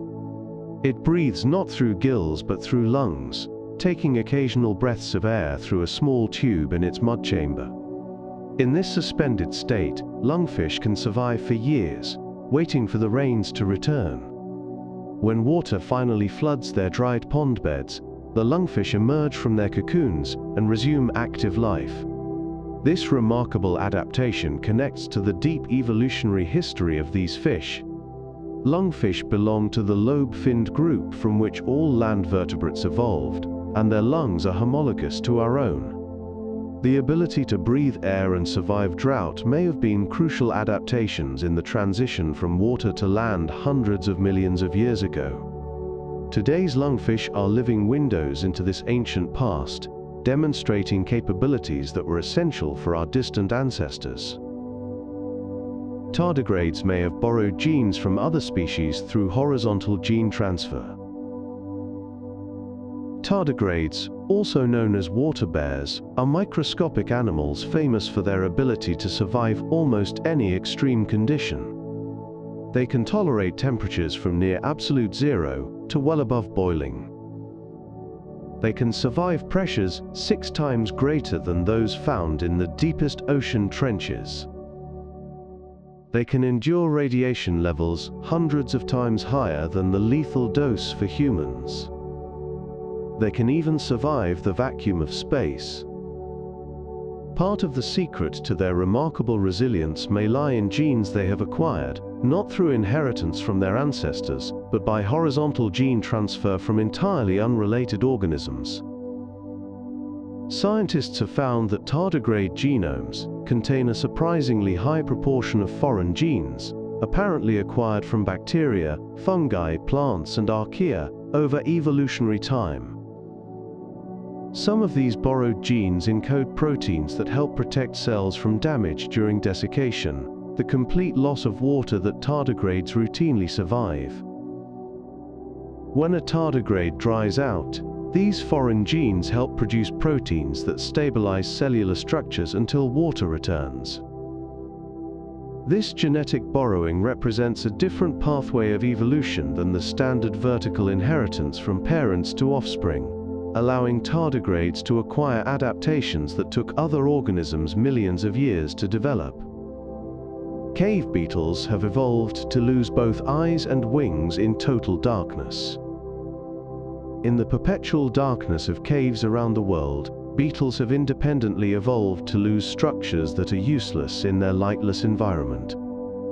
Cave beetles typically lack functional eyes, their visual organs reduced to vestigial spots or eliminated entirely over countless generations of living without light. Many have also lost their wings and the ability to fly, since flight requires considerable energy and serves little purpose in the confined spaces of underground tunnels. These losses are not mere decay but active evolutionary adaptations. In the total darkness of caves, eyes provide no benefit while still consuming metabolic resources. Mutations that reduced eye development would be neutral or even advantageous, allowing energy to be redirected to other functions. Over thousands of generations, selection against maintaining unused organs led to their gradual disappearance. Meanwhile, cave beetles have enhanced other sensory abilities, developing longer antennae with more sensory receptors, and becoming more sensitive to vibrations and chemical signals in their environment. This pattern of losing unnecessary features while enhancing useful ones has occurred independently in cave-dwelling organisms around the world, from fish to spiders to crickets, demonstrating how environments shape organisms through both the addition and subtraction of traits. Your body contains more bacterial genes than human genes. The human body is not a solitary organism, but a complex ecosystem hosting trillions of microbes. Your gut alone contains approximately 100 trillion bacterial cells, and when scientists count up all the genes in this microbial community, they find that bacterial genes outnumber human genes by a factor of 100 to 1 or more. These bacteria are not passive hitchhikers, but active participants in your biology, performing functions that your human cells cannot accomplish on their own. They break down complex carbohydrates that your digestive enzymes cannot touch. They synthesize vitamins, including vitamin K and several B vitamins. They train your immune system to distinguish friend from foe. They produce neurotransmitters that may influence your mood and behavior. The relationship between humans and our microbiomes has evolved over millions of years, with each species adapting to the other in ways that benefit both parties. We provide our microbial partners with a warm, nutrient-rich habitat. They provide us with metabolic capabilities and protective services we could not survive without. In a very real sense, you are not one organism, but a walking, talking ecosystem, a collaboration between human cells and the bacterial multitudes that share your body and have been evolving alongside our species since before we were human. termites and cows share a similar digestive strategy using microbial partners. In the guts of termites and the stomachs of cows, a remarkable parallel has evolved. Both animals rely on specialized chambers filled with symbiotic microorganisms to break down plant material that their own cells cannot digest. Termites consume wood, one of the most difficult organic materials to decompose, yet they extract nutrients from it efficiently by hosting protists, bacteria and archaea in their hindgut that produce enzymes capable of breaking down cellulose. Cows and other ruminants have evolved a similar strategy, maintaining a complex microbial community in their rumen that ferments grass and other plant matter before the cow can absorb the resulting nutrients. Neither termites nor cows are born with these essential microbes.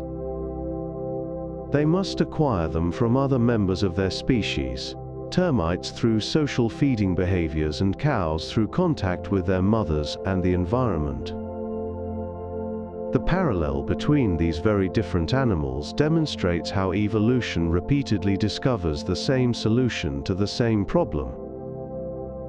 When the challenge is digesting tough plant fibers, the solution across many lineages has been to outsource the work to microbial partners that have the enzymatic capabilities that animal cells lack. Anglerfish use symbiotic bacteria to produce light in the deep ocean.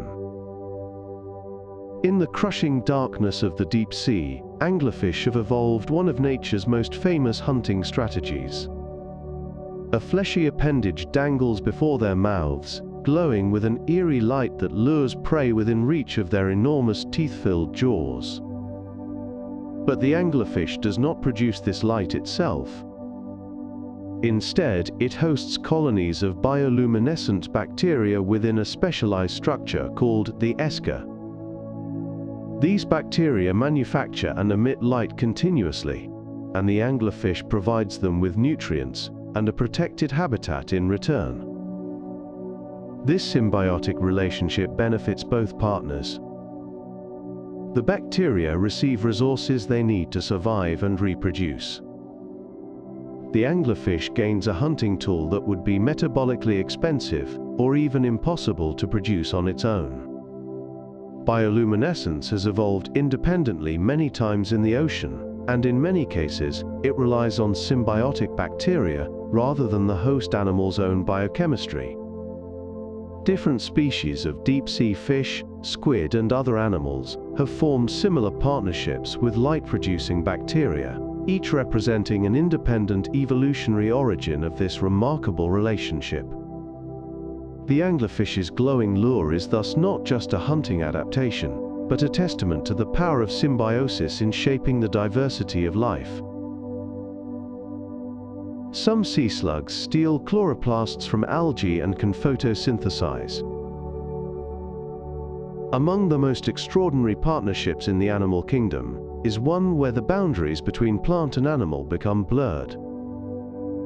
Certain species of sea slugs, particularly members of the Saccharglossan group, can steal chloroplasts from the algae they eat and incorporate these plant organelles into their own cells. The chloroplasts continue to function within the sea slug's tissues, carrying out photosynthesis and producing sugars that the animal can use for energy. These sea slugs become, in effect, solar-powered animals, capable of surviving for months on sunlight alone when food is scarce. The chloroplasts can remain functional for weeks or even months inside the slug's cells, a feat that requires the slug to somehow maintain and support organelles that were designed to work inside a plant cell. Scientists have discovered that some of these slugs have incorporated algal genes into their own genomes through horizontal gene transfer, genes that help maintain the stolen chloroplasts. This represents one of the most intimate forms of symbiosis known, with the animal not just hosting a symbiont, but stealing and operating part of its cellular machinery. These remarkable creatures remind us that the boundaries between different kingdoms of life are more permeable than we often assume. Corals evolved fluorescent pigments that act as sunscreen for themselves and their symbiotic algae. The vibrant colors of coral reefs owe their brilliance partly to fluorescent pigments that serve a purpose far beyond beauty. Corals have evolved to produce molecules that absorb harmful ultraviolet and blue light and re-emit it as longer, less damaging wavelengths. This biological sunscreen protects both the coral animal and the symbiotic algae, called zooxanthellae, that live within its tissues and provide it with most of its energy through photosynthesis. The relationship between corals and their algae is a delicate partnership that has evolved over hundreds of millions of years. The algae receive shelter and access to nutrients within the coral's tissues. In return, they share the products of their photosynthesis, providing up to 90% of the coral's energy needs. But this partnership is vulnerable to stress. When water temperatures rise too high, corals expel their symbiotic algae, losing both their color and their primary energy source in a process called bleaching that can kill entire reefs. The fluorescent pigments may help buffer this stress by reducing the light intensity reaching the algae, preventing the overproduction of damaging reactive oxygen species. These glowing proteins have found applications far beyond the reef, with scientists using related fluorescent molecules as biological markers in research, lighting up cells and proteins to reveal the hidden workings of life. A mutation that weakened jaw muscles may have allowed human brains to expand. One of the most dramatic events in human evolution may have been triggered not by a gain of function, but by a loss. Approximately 2 million years ago, a mutation occurred in the gene for a protein called MYH16, which is essential for building powerful jaw muscles. This mutation rendered the protein non-functional, resulting in significantly weaker jaw muscles in our ancestors. At first glance, this seems like a disadvantage. But the timing of this mutation coincides roughly with the beginning of a dramatic expansion in brain size in the human lineage.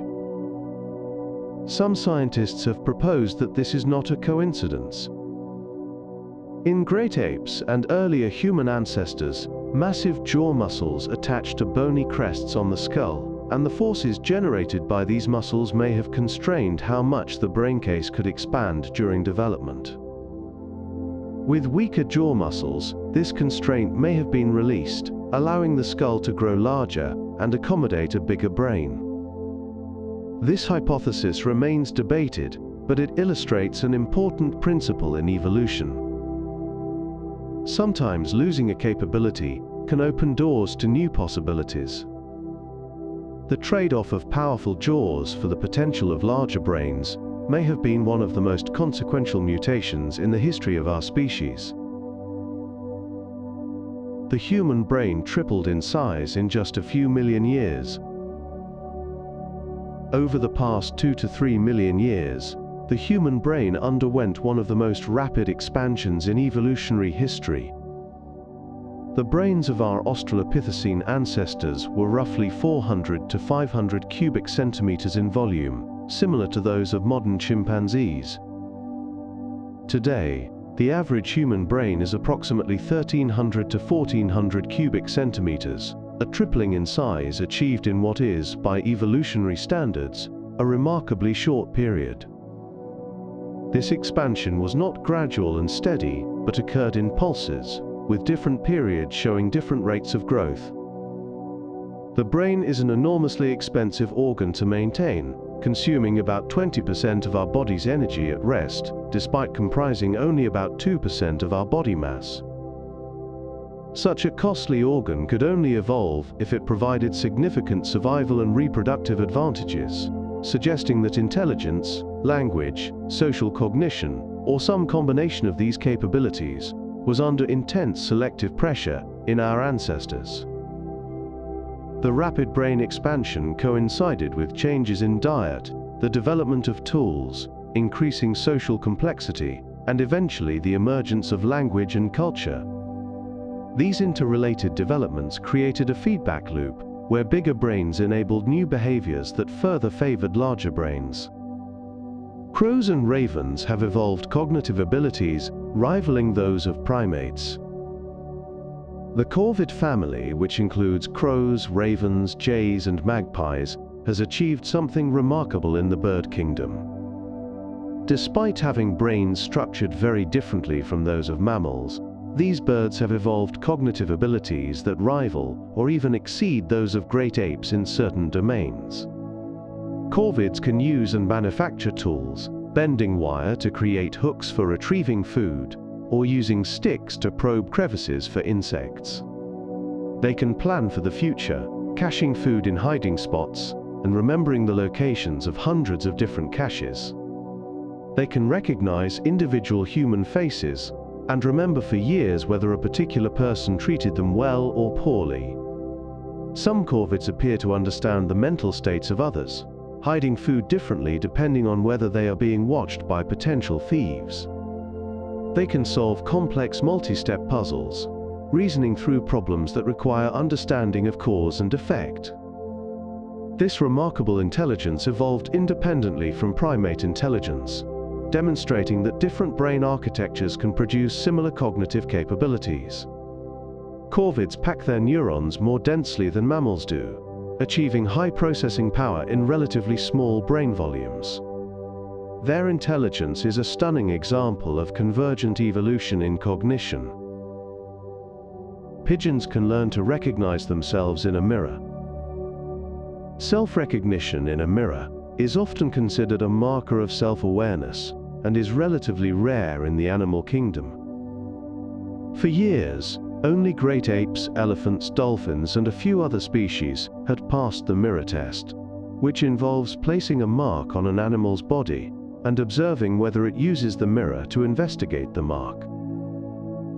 Pigeons were long thought to lack this ability, but experiments have shown that with training, pigeons can indeed learn to use mirrors to locate marks on their own bodies.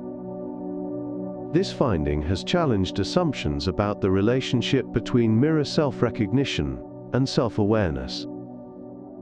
Some scientists argue that the ability to pass the mirror test depends as much on the testing method and the animal's motivation as on underlying cognitive abilities.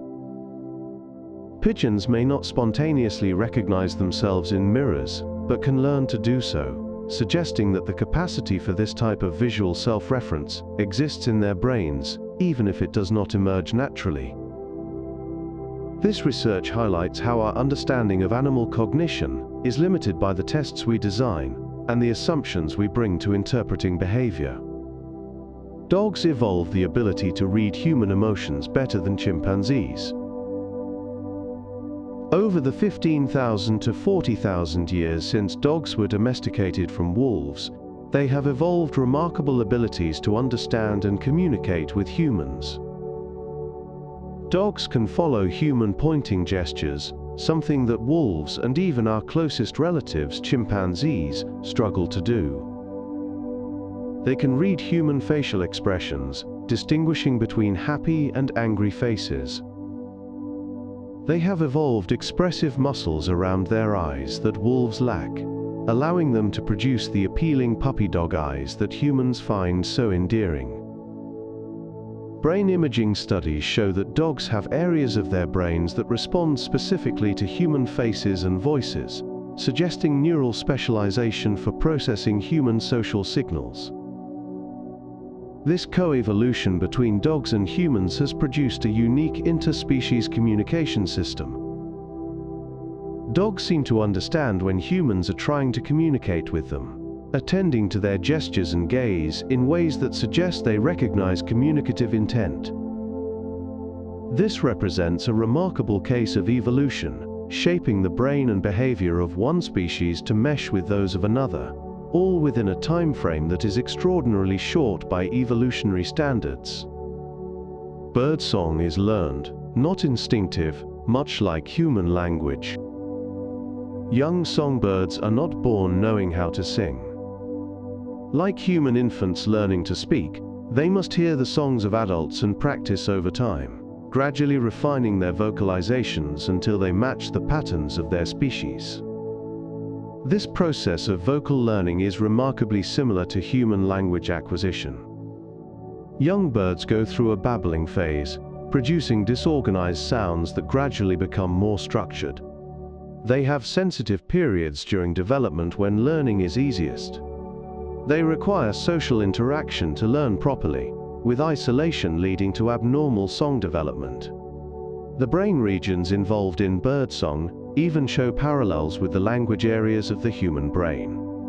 This similarity is all the more striking because birds and humans evolved vocal learning independently. Our last common ancestor, living over 300 million years ago, almost certainly could not learn vocalizations. Birds and humans, along with a few other groups including whales, dolphins, elephants, and bats, evolved this ability separately.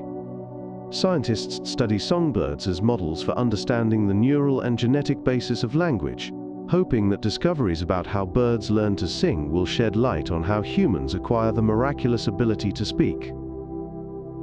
Parrots evolved true vocal learning independently of humans. Parrots are famous for their ability to mimic human speech, but this capability reflects a much deeper similarity between parrot and human brains than mere imitation. Parrots are true vocal learners, possessing brain structures and neural circuits that allow them to learn new vocalizations throughout their lives. They do not simply record and replay sounds, but actively decode the acoustic patterns they hear, translate them into motor commands, and produce their own versions. The parrot brain contains specialized regions for vocal learning that have no equivalent in the brains of most other birds, or in those of non-human primates. These regions show patterns of gene expression similar to those found in human language areas, suggesting that the evolution of vocal learning has involved similar genetic changes in these distantly related species.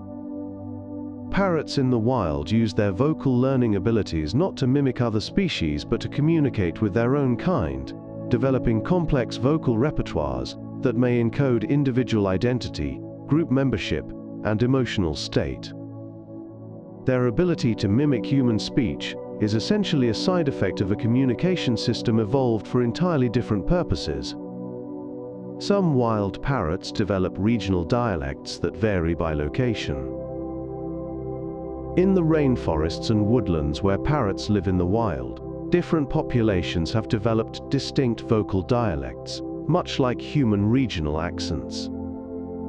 Parrots living in one area may produce calls and songs that differ subtly but consistently from those of parrots in neighboring areas, with these differences being learned by young birds from the adults around them. As parrots move between areas or populations mix, their vocalizations may change, reflecting the social learning that underlies their communication system. Scientists have documented dialects in numerous parrot species, from the budgerigars of Australia to the thick-billed parrots of Mexico. These dialects appear to serve social functions, helping parrots identify members of their own group and potentially influencing mate choice. A female parrot may prefer a male who sings in her local dialect, reinforcing the distinctiveness of regional populations over time. This cultural transmission of vocal behavior represents a form of non-genetic inheritance, with learned traditions passing from generation to generation and evolving over time in ways that parallel human language change. Slime molds can solve complex problems without a brain or nervous system. The slime mold Physarum polycephalum is a single-celled organism, without neurons, synapses, or anything resembling a brain. Yet this remarkable creature can solve problems that would challenge an algorithm.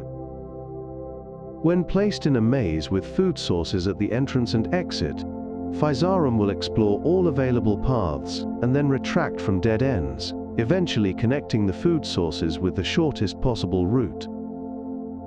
When scientists arranged food sources to represent major cities in Japan and allowed Physarum to grow between them, the network the slime mold created closely resembled the actual Japanese railway system, a network that engineers spent decades optimizing. Physarum accomplishes these feats through simple rules governing the growth and retraction of its tendrils, combined with chemical signals that allow different parts of the cell to communicate. This distributed processing, where intelligence emerges from the collective behavior of simple components rather than being centralized in a brain, offers insights into alternative forms of computation and decision-making. It suggests that problem-solving and even forms of memory can exist without the complex neural architecture we typically associate with cognition. Octopuses can edit their own RNA to fine-tune which proteins get made. Octopuses and their cephalopod relatives have evolved a remarkable genetic capability that is rare in the animal kingdom. They extensively edit their RNA, the intermediate molecular messages that carry genetic information from DNA to the protein-making machinery of the cell. Most animals make relatively few edits to their RNA, but octopuses edit tens of thousands of sites, changing the sequence of RNA messages after they are copied from DNA. This allows them to fine-tune which proteins get made and how they function, adapting to environmental conditions without changing their underlying genetic code. Scientists have found that this RNA editing is particularly extensive in the nervous system, where it may contribute to the remarkable intelligence and behavioral flexibility of these animals. The trade-off appears to be reduced evolution at the DNA level, with highly edited genes showing slower rates of genetic change over time. Octopuses may have sacrificed some of their capacity for long-term genetic evolution in favor of short-term molecular flexibility. This unusual strategy represents a fundamentally different approach to adapting to environmental challenges than the one taken by most other animals. Horses once had multiple toes before evolving to run on a single hoof. If you could travel back 50 million years and encounter the ancestor of modern horses, you would find a creature the size of a small dog, with 4 toes on its front feet and 3 on its back. This animal, Eohippus, also known as Hyracotherium, lived in forests and browsed on soft leaves. Over the following millions of years, as grasslands expanded and horses adapted to life on open plains, their anatomy transformed dramatically. Their bodies grew larger, their teeth became suited for grinding tough grasses, and their feet underwent one of the most striking changes in mammalian evolution. The side toes gradually shrank, while the middle toe enlarged and strengthened, eventually supporting the entire weight of the animal on a single hoof. This transformation improved running efficiency, allowing horses to escape predators with greater speed and endurance across open terrain. Fossil evidence documents every stage of this transition, from 4-toed forest dwellers to 3-toed intermediate forms, to the single-hoofed horses we know today. Modern horses still carry vestigial remnants of their side toes, the splint bones running along either side of the cannon bone in their lower legs, evolutionary echoes of digits that once touched the ground. Gibbons evolved ball and socket wrists for swinging through the forest canopy. In the rainforests of Southeast Asia, gibbons move through the treetops with a grace and speed that seems almost impossible. They swing from branch to branch using a form of locomotion called brachiation, covering distances of up to 10 meters in a single swing, and reaching speeds of 55 kilometers per hour. This extraordinary agility is made possible by anatomical specializations that have evolved over millions of years. Most notably, gibbons possess ball and socket wrist joints that allow their hands to rotate freely in any direction, preventing the wrist from breaking under the enormous stresses of brachiation. Their arms are exceptionally long relative to their bodies, and their fingers are elongated and curved into permanent hooks for gripping branches. Their shoulders have evolved to allow a greater range of motion than in any other primate. These adaptations make gibbons the supreme acrobats of the primate world, capable of feats of aerial locomotion that no other ape can match. Humans retain some of the shoulder mobility that evolved in our brachiating ancestors, which is why we can throw objects with such force and accuracy, a secondary use of anatomy that originally evolved for swinging through ancient forests. The ii evolved an elongated finger for tapping and extracting grubs. On the island of Madagascar, a lemur has evolved one of the most unusual anatomical specializations in the primate world. The ii possesses an extraordinarily thin and elongated middle finger, which it uses to tap on tree bark and listen for the hollow spaces created by wood-boring insect larvae. Having located a grub by sound, the ii gnaws through the bark with its rodent-like incisors, and then inserts its skeletal finger into the tunnel to hook and extract its prey. This technique, called percussive foraging, is essentially the same strategy used by woodpeckers, making the ii an example of convergent evolution between a bird and a mammal, occupying similar ecological niches. The ii's middle finger can be up to 3 times longer than its other fingers, and is so thin that it appears almost like a twig or a piece of wire. The finger can be independently moved in almost any direction, and the ii uses it not just for extracting grubs, but also for scooping out the flesh of coconuts and other fruits. This extreme specialization evolved in the absence of woodpeckers on Madagascar, allowing the ii to exploit a food source that would otherwise be unavailable to primates. Sloths evolved one of the slowest digestive systems in the animal kingdom. In the rainforest canopy of Central and South America, sloths have taken slow living to an extreme that permeates every aspect of their biology. Their famously sluggish movements are just the surface expression of a metabolism that operates at the lowest rate of any mammal of their size. A sloth's digestive system works so slowly that a single meal can take up to a month to pass through its gut, the longest digestion time known for any mammal. This extremely slow metabolism is an adaptation to their diet of leaves, which are low in nutrients and difficult to digest. By processing food slowly and thoroughly, sloths extract every possible calorie from their meager meals.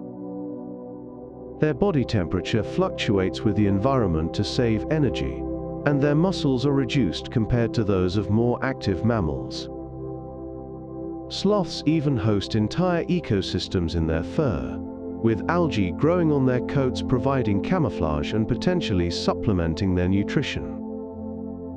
This strategy of extreme energy conservation has proven remarkably successful, with sloths thriving in tropical forests for over 30 million years. Evolution does not always favor speed and efficiency. Sometimes the winning strategy is to slow down and make do with less.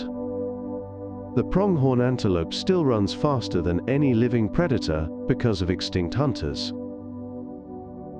On the grasslands of North America, the pronghorn antelope can sustain speeds of over 80 kilometers per hour, making it the fastest land animal in the Western Hemisphere and the second fastest in the world after the cheetah. Yet no living predator in North America can come close to catching a healthy adult pronghorn. Wolves, coyotes, and mountain lions are all far too slow. So why did the pronghorn evolve such excessive speed? The answer lies in ghosts, predators that no longer exist. Until about 12,000 years ago, North America was home to the American cheetah and other swift pursuit predators that could challenge a pronghorn in a race. These predators went extinct at the end of the last ice age, but the pronghorn retained the speed that had evolved to escape them. The pronghorn is running from predators that have been dead for thousands of years, its extraordinary velocity, a testament to evolutionary pressures that no longer exist. This phenomenon, where a species retains adaptations for challenges that have disappeared, reminds us that evolution does not predict the future, but responds to the past and present. Some moths can jam bat echolocation with ultrasonic clicks. The evolutionary arms race between bats and moths has produced some of the most sophisticated biological warfare in the animal kingdom. When bats evolved echolocation to hunt insects in the dark, moths evolved ears capable of detecting the ultrasonic calls of approaching predators.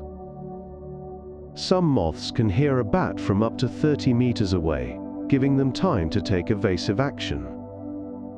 But the tiger moth has evolved an even more remarkable defense. When a bat approaches, certain tiger moth species produce their own ultrasonic clicks that interfere with the bat's sonar, effectively jamming the signal and preventing the bat from accurately targeting its prey.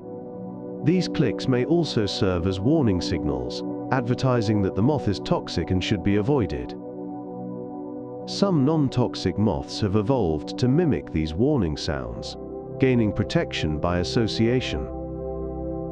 The bat moth arms race continues to escalate, with some bat species evolving calls outside the range that moths can hear, and some moths evolving to detect even these shifted frequencies. This ongoing battle, played out in ultrasonic frequencies beyond human perception, demonstrates how predator-prey interactions drive the evolution of increasingly sophisticated adaptations. Pistol shrimps snap their claws so fast they create light and temperatures hotter than the sun. In coral reefs and rocky coastlines around the world, a small crustacean wields one of the most extraordinary weapons in nature. The pistol shrimp possesses an oversized claw that can snap shut with such force and speed that it creates a phenomenon called cavitation. When the claw closes, it shoots out a jet of water that travels at up to 100 kilometers per hour. This creates a low-pressure bubble that collapses almost instantaneously, producing a shockwave loud enough to stun or kill small prey. The collapsing bubble generates temperatures briefly reaching nearly 5,000 degrees Celsius, hotter than the surface of the sun, along with a flash of light called sonoluminescence. This flash lasts only a billionth of a second and is invisible to the naked eye, but it represents one of the most extreme physical conditions created by any living organism. Pistol shrimps use this remarkable weapon for hunting, defense, and communication, with the loud snapping sounds they produce making them among the noisiest creatures in the ocean. The evolution of this biological weapon demonstrates how natural selection can produce physical phenomena that seem almost impossible for a living organism to generate.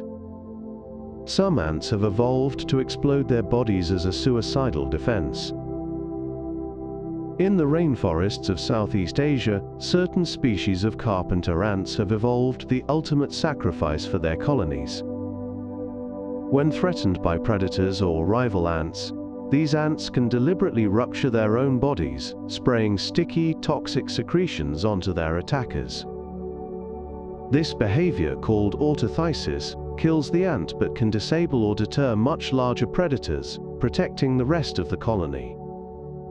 The mechanism involves enlarged glands that run the length of the ant's body, filled with irritating or toxic chemicals. When the ant contracts its muscles with sufficient force, its body wall ruptures, and the contents of these glands spray outward. The yellow goo that emerges is sticky and corrosive, capable of immobilizing other insects and causing significant harm. This suicidal defense makes evolutionary sense because ant colonies are essentially extended families, with most workers being sisters who share a large percentage of their genes. By sacrificing herself, a worker ant helps ensure the survival of close relatives who carry copies of her genes, including the queen, who can produce thousands more workers. Suicidal altruism of this extreme form is rare in nature, but has evolved independently in several ant and termite species, where colony-level selection outweighs individual survival. Electric fish evolved shock organs from modified muscle cells. In the murky waters of rivers in Africa and South America, fish have independently evolved the ability to generate electricity. Electric eels, electric catfish, electric rays and various other species can produce electrical discharges ranging from weak pulses used for navigation and communication, to powerful shocks capable of stunning prey or deterring predators. The electric eel, the most powerful of these fish, can generate discharges of up to 800 volts, enough to kill a human under the right circumstances.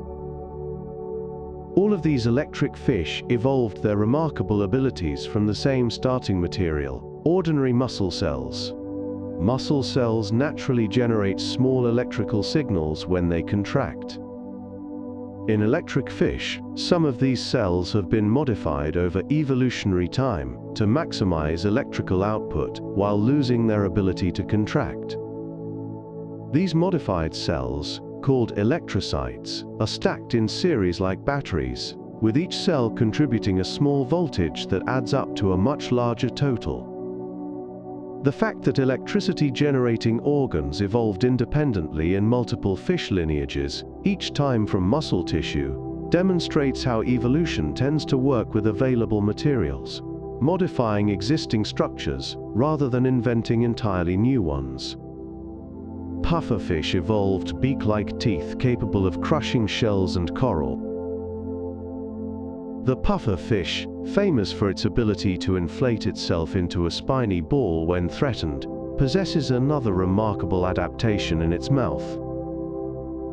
Unlike most fish, which have rows of separate teeth, pufferfish have evolved teeth that are fused into 4 hard plates, forming a beak-like structure capable of crushing the shells of mollusks, crustaceans, and even coral. This powerful biting apparatus allows pufferfish to access food sources that are unavailable to most other fish. The teeth grow continuously throughout the pufferfish's life, worn down by use and replaced from below, like the incisors of a rodent. The fusion of teeth into beak-like structures has evolved independently in several fish lineages, including parrotfish, which use their beaks to scrape algae from rocks and coral. Parrotfish are so effective at this that much of the white sand on tropical beaches is actually parrotfish excrement, the ground-up remains of coral that has passed through their digestive systems. The evolution of beak-like teeth demonstrates how similar ecological pressures can produce similar anatomical solutions in unrelated organisms, another example of the convergent evolution that threads through the history of life. Some spiders have evolved to mimic ants in both appearance and behavior. In a remarkable display of evolutionary deception, more than 300 species of spiders around the world have evolved to resemble ants. These ant-mimicking spiders have modified their body shapes, colors, and even behaviors to pass as members of ant colonies. Some have evolved narrow waists that create the illusion of the segmented ant body. Many hold their front pair of legs in the air to simulate ant antennae, walking on only 6 legs to complete the deception. Some species even mimic the jerky, zigzag movement patterns characteristic of ants. This elaborate disguise serves multiple purposes. For some spiders, it provides protection from predators that avoid ants because of their stinging defenses or unpleasant taste. For others, the disguise allows them to infiltrate ant colonies and prey on the ants themselves, wolves in ant clothing stalking among their victims.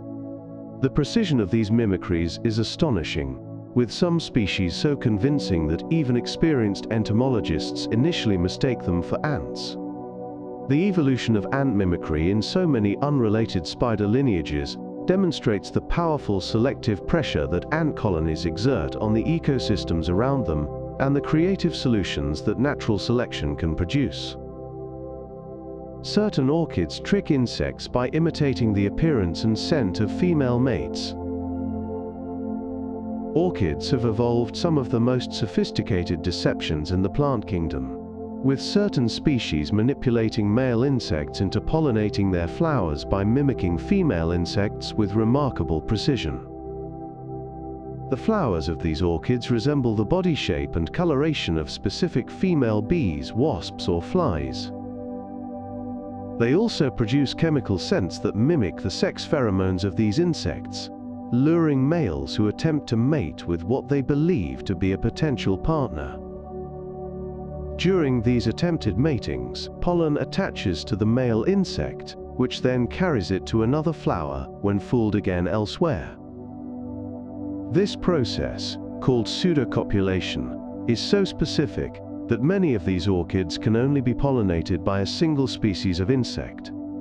The mimicry extends to tiny details, including the texture of the flower's surface, which resembles insect cuticle, and even fake structures that resemble eyes or wings. Some orchids have evolved to heat themselves slightly, making them more convincing as living insects. This remarkable deception demonstrates the lengths to which evolution can drive adaptation, when the survival of a species depends on attracting specific pollinators in a competitive floral marketplace. Leaf insects have evolved to look like leaves, complete with fake bite marks. The leaf insects of Southeast Asia and Australia have achieved a level of camouflage that borders on the miraculous. These insects look exactly like leaves, complete with veins, midribs, and even the irregular edges and brown spots that result from decay and insect damage. Some species have evolved fake bite marks on their bodies, areas where the wing material appears to have been chewed away by caterpillars. Others develop patches of brown or yellow that resemble the blotches of fungal infection. This extraordinary level of detail makes these insects almost impossible to spot when resting among foliage. The camouflage extends to behavior, with leaf insects swaying gently as they walk, mimicking leaves moving in a breeze. Their eggs even resemble plant seeds, complete with structures that attract ants to carry them away, dispersing the eggs and perhaps providing protection in ant nests. The evolution of such detailed mimicry demonstrates the powerful selective pressure of predation. Any individual that looked slightly more like a leaf had a slightly better chance of survival, and over millions of years this relentless selection refined the disguise to the point of near perfection we see today. Glasswing butterflies have evolved nearly transparent wings for camouflage. In the rainforests of Central and South America, butterflies have evolved a form of camouflage that works not by resembling something else, but by becoming almost invisible. Glasswing butterflies possess wings that are largely transparent, with only the edges showing color. Light passes through these wings almost as if they were not there, making the butterfly remarkably difficult to spot against any background. The transparency is achieved through a combination of nanoscale structures on the wing surface that reduce reflection, along with the absence of the colored scales that give most butterfly wings their patterns. The result is a wing that neither reflects nor absorbs much light, effectively vanishing from view. This transparency provides excellent protection from predators who rely on vision to spot their prey. Glasswing butterflies can fly through the dappled light of the forest understory almost undetected, visible only as a flicker of movement or the slight distortion of the background as they pass. The evolution of transparency represents a different solution to the problem of predation than the elaborate disguises of leaf insects or the warning colors of toxic species, demonstrating the many paths that evolution can take in response to similar selective pressures. Woodpeckers evolved natural shock absorbers to protect their brains. Woodpeckers hammer their beaks against tree trunks up to 20 times per second, with each impact generating forces that would cause serious brain injury in almost any other animal. Yet woodpeckers suffer no apparent ill effects from this repeated self-inflicted trauma. The secret lies in a suite of anatomical adaptations that have evolved to dissipate and absorb the shock of each impact. The woodpecker's skull is made of spongy bone that absorbs vibrations. Its brain fits tightly within the skull, reducing movement and preventing collision with the cranial walls. A hyoid bone wraps around the skull like a seatbelt, extending from the beak around the back of the head, helping to distribute impact forces. The beak itself is slightly longer on the upper surface, directing forces downward and away from the brain. Even the timing of eye blinks is synchronized with each peck, with a thick membrane closing over the eye at the moment of impact to prevent the eyeball from popping out. Engineers have studied these adaptations to develop better helmets and protective equipment for humans, translating millions of years of evolutionary engineering into practical applications for brain injury prevention. The giraffe's neck has only 7 vertebrae, the same as nearly all mammals. Despite their extraordinarily long necks, giraffes have exactly the same number of neck vertebrae as mice, humans, whales, and nearly every other mammal, just 7. This remarkable consistency reflects a deep constraint in mammalian development that has persisted for over 200 million years. Rather than adding new vertebrae, giraffes evolved their long necks by dramatically elongating each individual bone. A single giraffe neck vertebra can measure over 30 centimeters in length, many times longer than the corresponding bone in other mammals. This elongation required numerous coordinated evolutionary changes, including modifications to blood vessels to pump blood up to the distant brain, specialized valves to prevent blood from rushing to the head when the giraffe bends down to drink, and reinforced neck muscles to support and move the heavy head.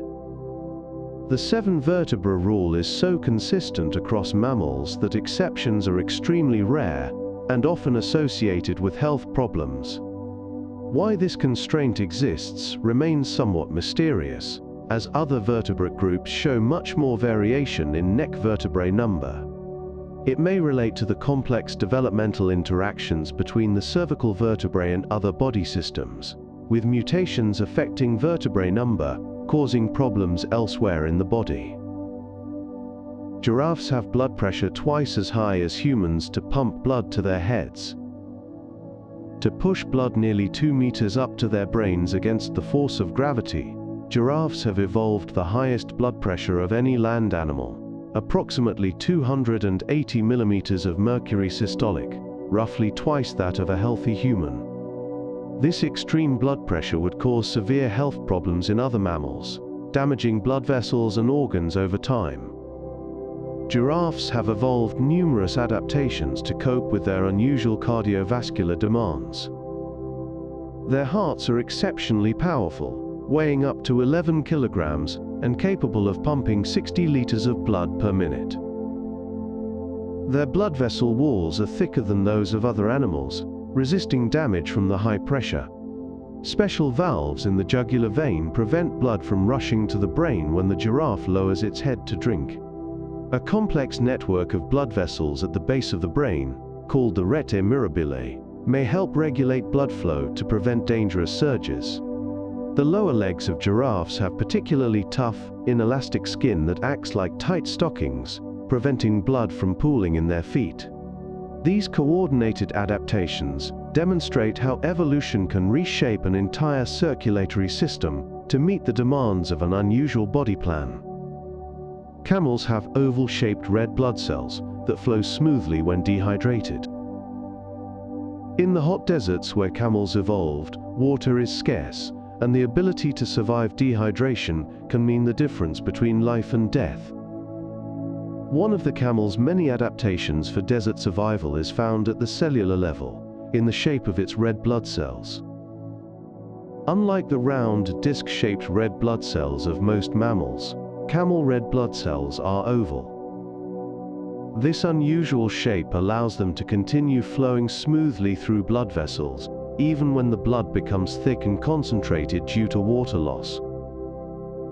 When most mammals become severely dehydrated, their round red blood cells can clump together and get stuck in narrow capillaries, causing circulatory problems. Camel blood cells slide past each other more easily, maintaining circulation even when the animal has lost water, equivalent to a quarter of its body weight.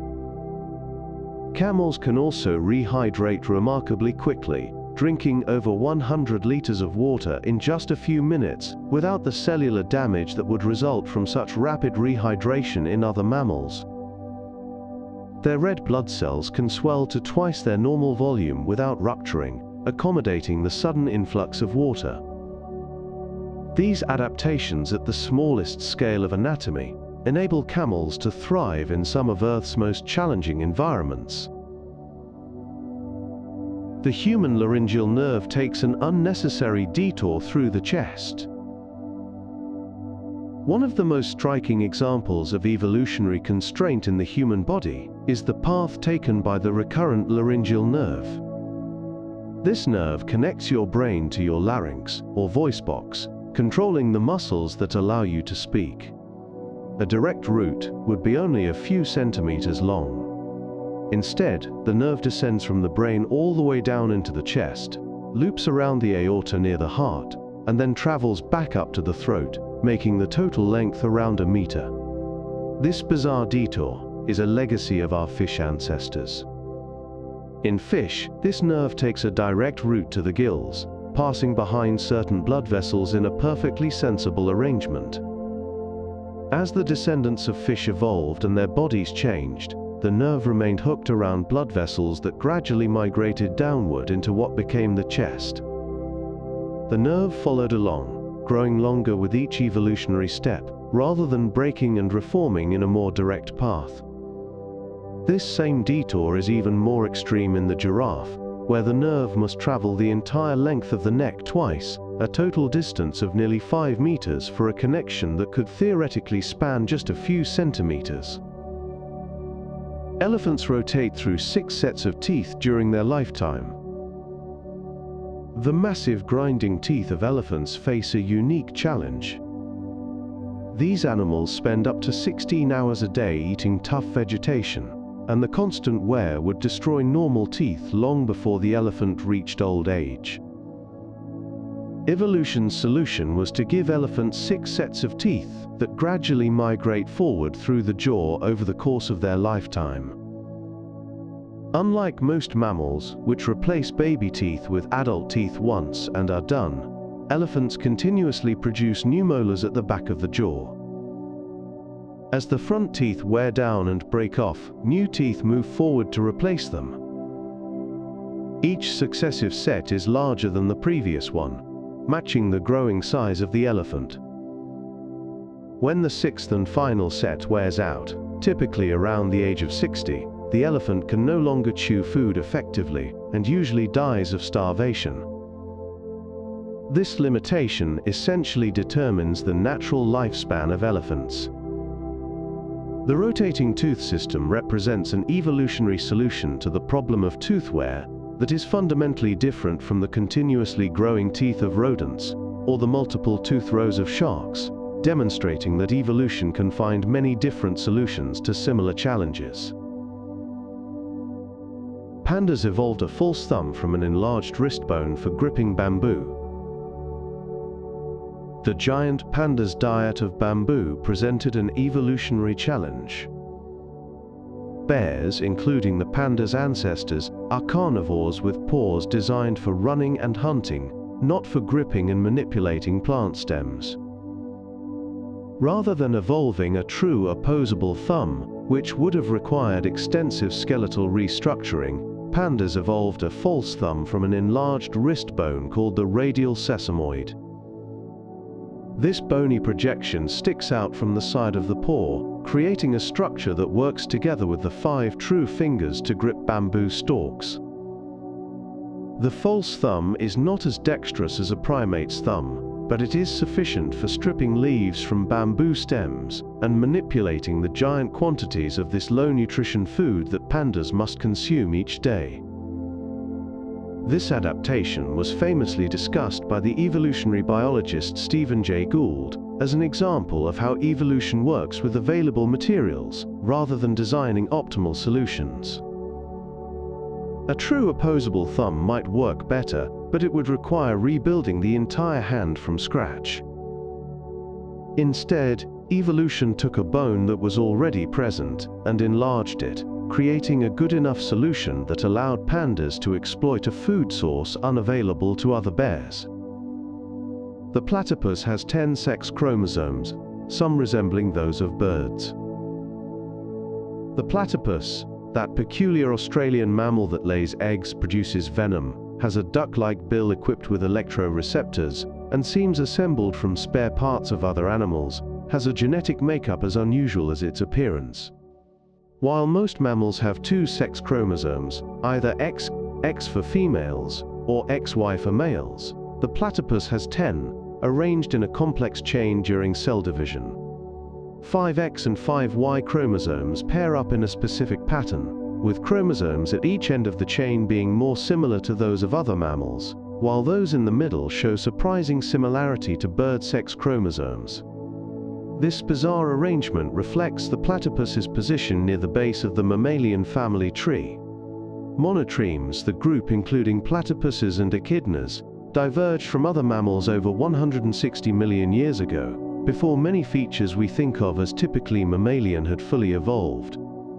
The platypus genome contains genes for producing both milk and egg yolk, for venom and electroreception, representing an ancient mosaic of features from which later mammals evolved. Studying platypus genetics provides a window into the deep history of our own lineage.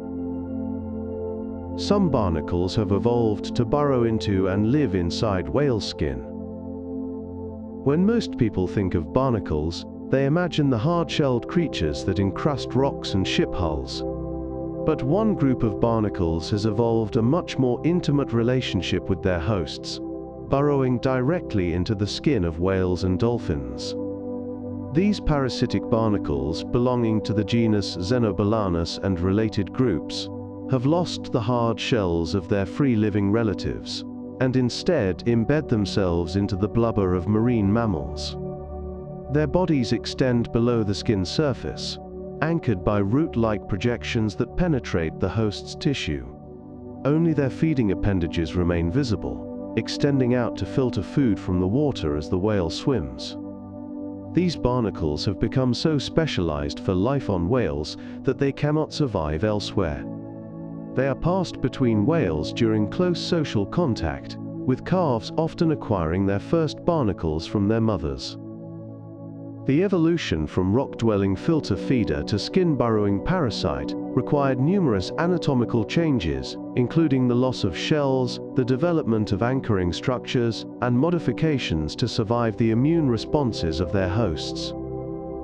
These barnacles represent one of many evolutionary transitions, from free-living to parasitic lifestyles, that have occurred independently across the tree of life. Tree shrews can tolerate alcohol far better than most mammals due to genetic adaptations. In the rainforests of Malaysia, the pen-tailed tree shrew has evolved an unusual dietary specialization. These small mammals regularly drink fermented palm nectar with alcohol content equivalent to a light beer, consuming amounts that would intoxicate most animals of their size. Yet the tree shrews show no signs of drunkenness, navigating the forest canopy as nimbly after drinking as before. Scientists have discovered that tree shrews possess genetic mutations that affect how their bodies process alcohol. They produce an unusually effective version of the enzyme alcohol dehydrogenase, which breaks down alcohol in the liver. They may also have modifications in how their brains respond to alcohol, reducing its intoxicating effects. This tolerance for alcohol appears to be an ancient adaptation, as the relationship between tree shrews and fermenting palm nectar may have existed for millions of years. Some scientists have even suggested that the ancestor of all primates, which would also be our distant ancestor, may have possessed similar alcohol tolerance. If so, our own complicated relationship with alcohol may have roots extending far back into primate evolutionary history. The turtle shell is made from the animal's own modified ribs and vertebrae. The turtle shell is not an external addition to its skeleton, but is the skeleton itself, radically transformed over 200 million years of evolution. The carapace, the domed upper shell, is formed from approximately 50 bones, including modified ribs, vertebrae and shoulder blades that are fused together and become covered in keratin plates. The plastron, the flat lower shell, is formed from modified collarbones and abdominal ribs. This means that unlike other shelled animals that can crawl out of their covering, a turtle cannot leave its shell any more than you could leave your ribcage. The evolution of this remarkable structure has been clarified by fossil discoveries showing intermediate forms. Early turtle ancestors had broadened ribs that provided some protection but did not yet form a complete shell. Over time, these ribs expanded and fused, eventually producing the fully enclosed armor of modern turtles. This transformation required extensive reorganization of the turtle's body plan, with the shoulder blades moving inside the rib cage rather than outside, as in all other vertebrates. The turtle shell demonstrates how evolution can dramatically reshape body architecture when the selective pressure is strong enough. Milk evolved in early mammals, possibly to keep eggs moist before live birth developed. Milk, the defining feature of mammals, may have evolved for a purpose quite different from its current one. The earliest mammals, like their monotreme descendants the platypus and echidna, laid eggs rather than giving birth to live young. Some scientists propose that milk first evolved not to feed newborns, but to keep eggs moist. In modern monotremes, mothers secrete a watery, antimicrobial fluid from patches of skin onto their eggs, helping to maintain humidity and protect against infection during incubation. This secretion may have been the evolutionary precursor of true milk, becoming enriched with nutrients over time, as offspring began to benefit from consuming it after hatching. As mammals evolved live birth and their young emerged at earlier developmental stages, milk became increasingly important as a food source. The composition of milk changed accordingly, becoming richer in fats, sugars, and proteins tailored to the needs of growing offspring. This evolutionary story, if correct, means that nursing is an elaboration of egg care, a reminder that major evolutionary innovations often arise through modification of existing behaviors, rather than through entirely new inventions. Human skin color evolved independently in different populations around the world. The range of human skin colors we see today is not the result of a single ancient divergence, but of multiple independent evolutionary events in different populations. Dark skin appears to be ancestral, evolving in Africa to protect against the intense ultraviolet radiation near the equator. As some human populations migrated to higher latitudes where sunlight was weaker, lighter skin evolved repeatedly and independently in different groups.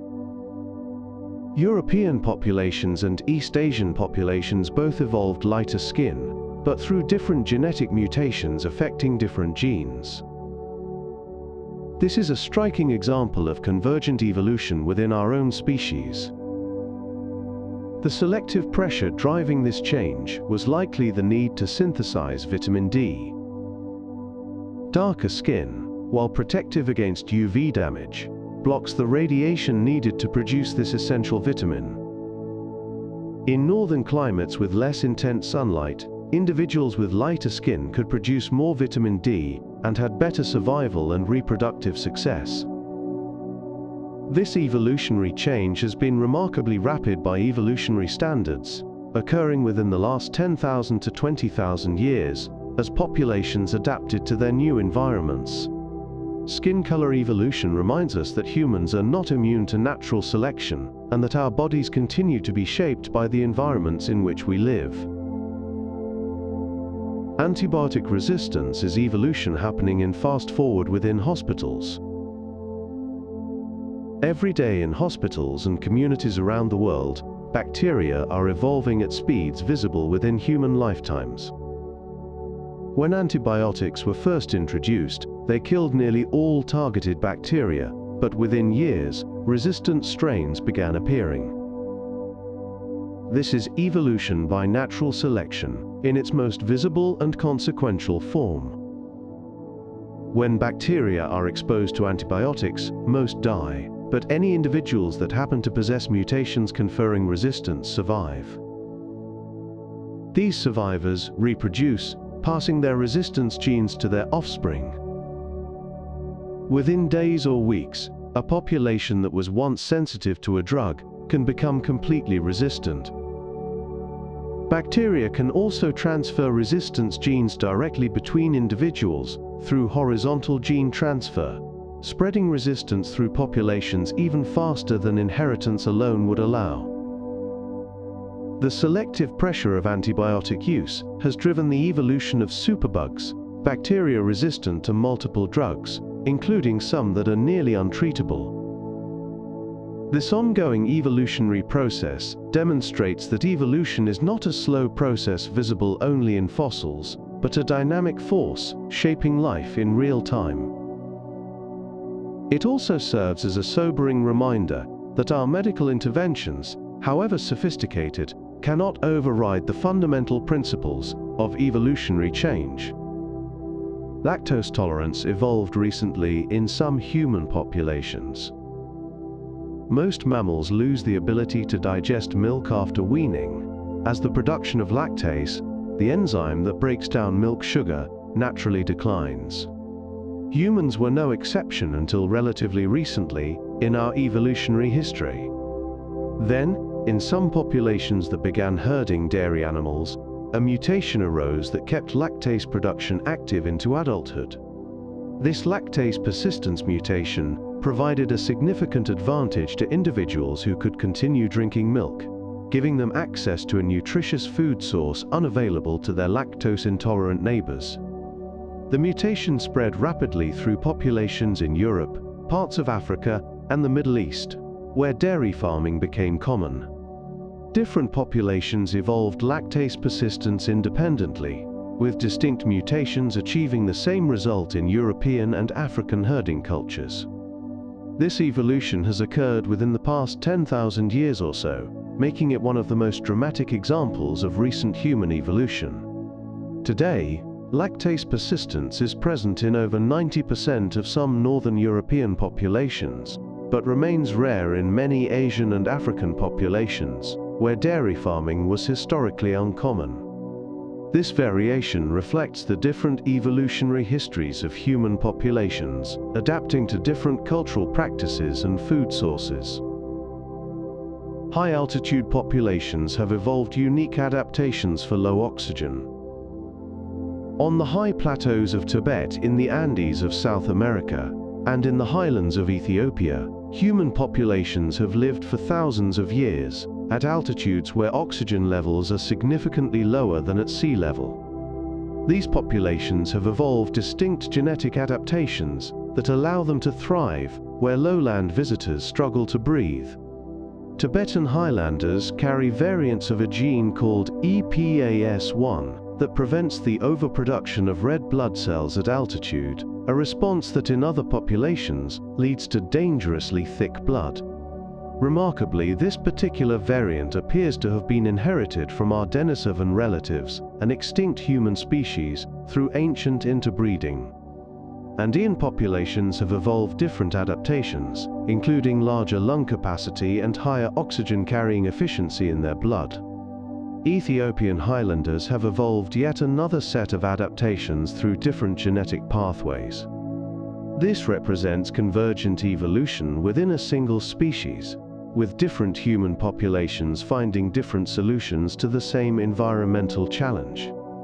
The fact that these adaptations have evolved within the past 10 to 20,000 years demonstrates that significant evolutionary change can occur over timescales that overlap with recorded history.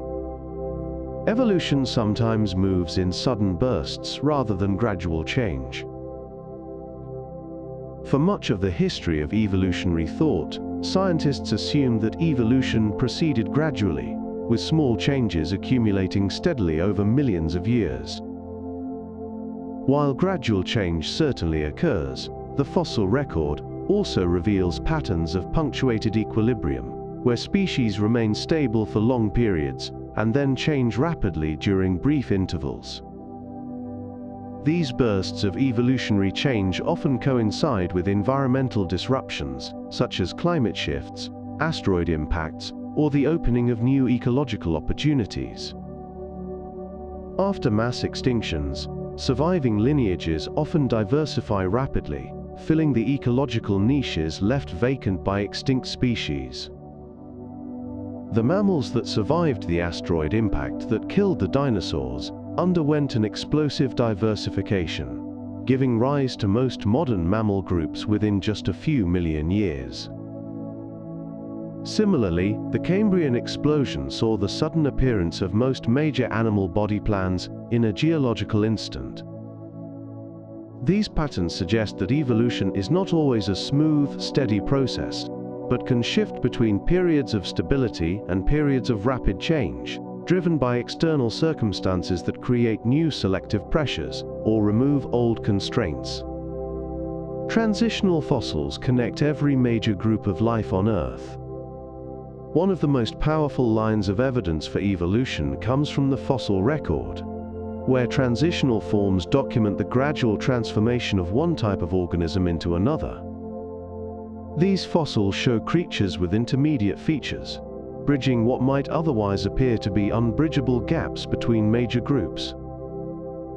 Tiktaalik connects fish to land vertebrates, with its fish-like scales and gills alongside its tetrapod-like limbs and wrists. Archaeopteryx connects dinosaurs to birds, with its feathered wings and wishbone alongside its teeth and bony tail.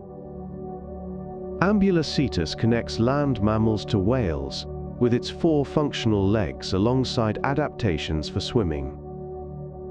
Cynognathus and other therapsids connect reptiles to mammals, with their intermediate jaw structures and teeth.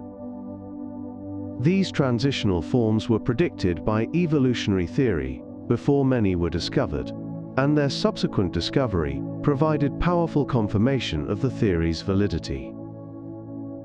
Far from being isolated curiosities, transitional fossils have now been found connecting virtually every major group of organisms. They reveal that the diversity of life is not a collection of separate creations, but a continuously branching tree, with connections extending back to a single common ancestor billions of years ago. Whales and hippos are surprisingly close evolutionary relatives. When scientists use molecular techniques to determine how animals are related, they sometimes discover relationships that external appearance would never suggest. One of the most surprising findings is that the closest living relatives of whales are not other marine mammals, but hippopotamuses. These two groups share a common ancestor that lived approximately 55 million years ago, making whales and hippos more closely related to each other than either is to any other living mammal. This relationship was first suggested by molecular evidence, and has since been confirmed by multiple lines of genetic and anatomical analysis. Whales are actually members of the order Artiodactyla, the even-toed ungulates that include pigs, camels, deer and cattle.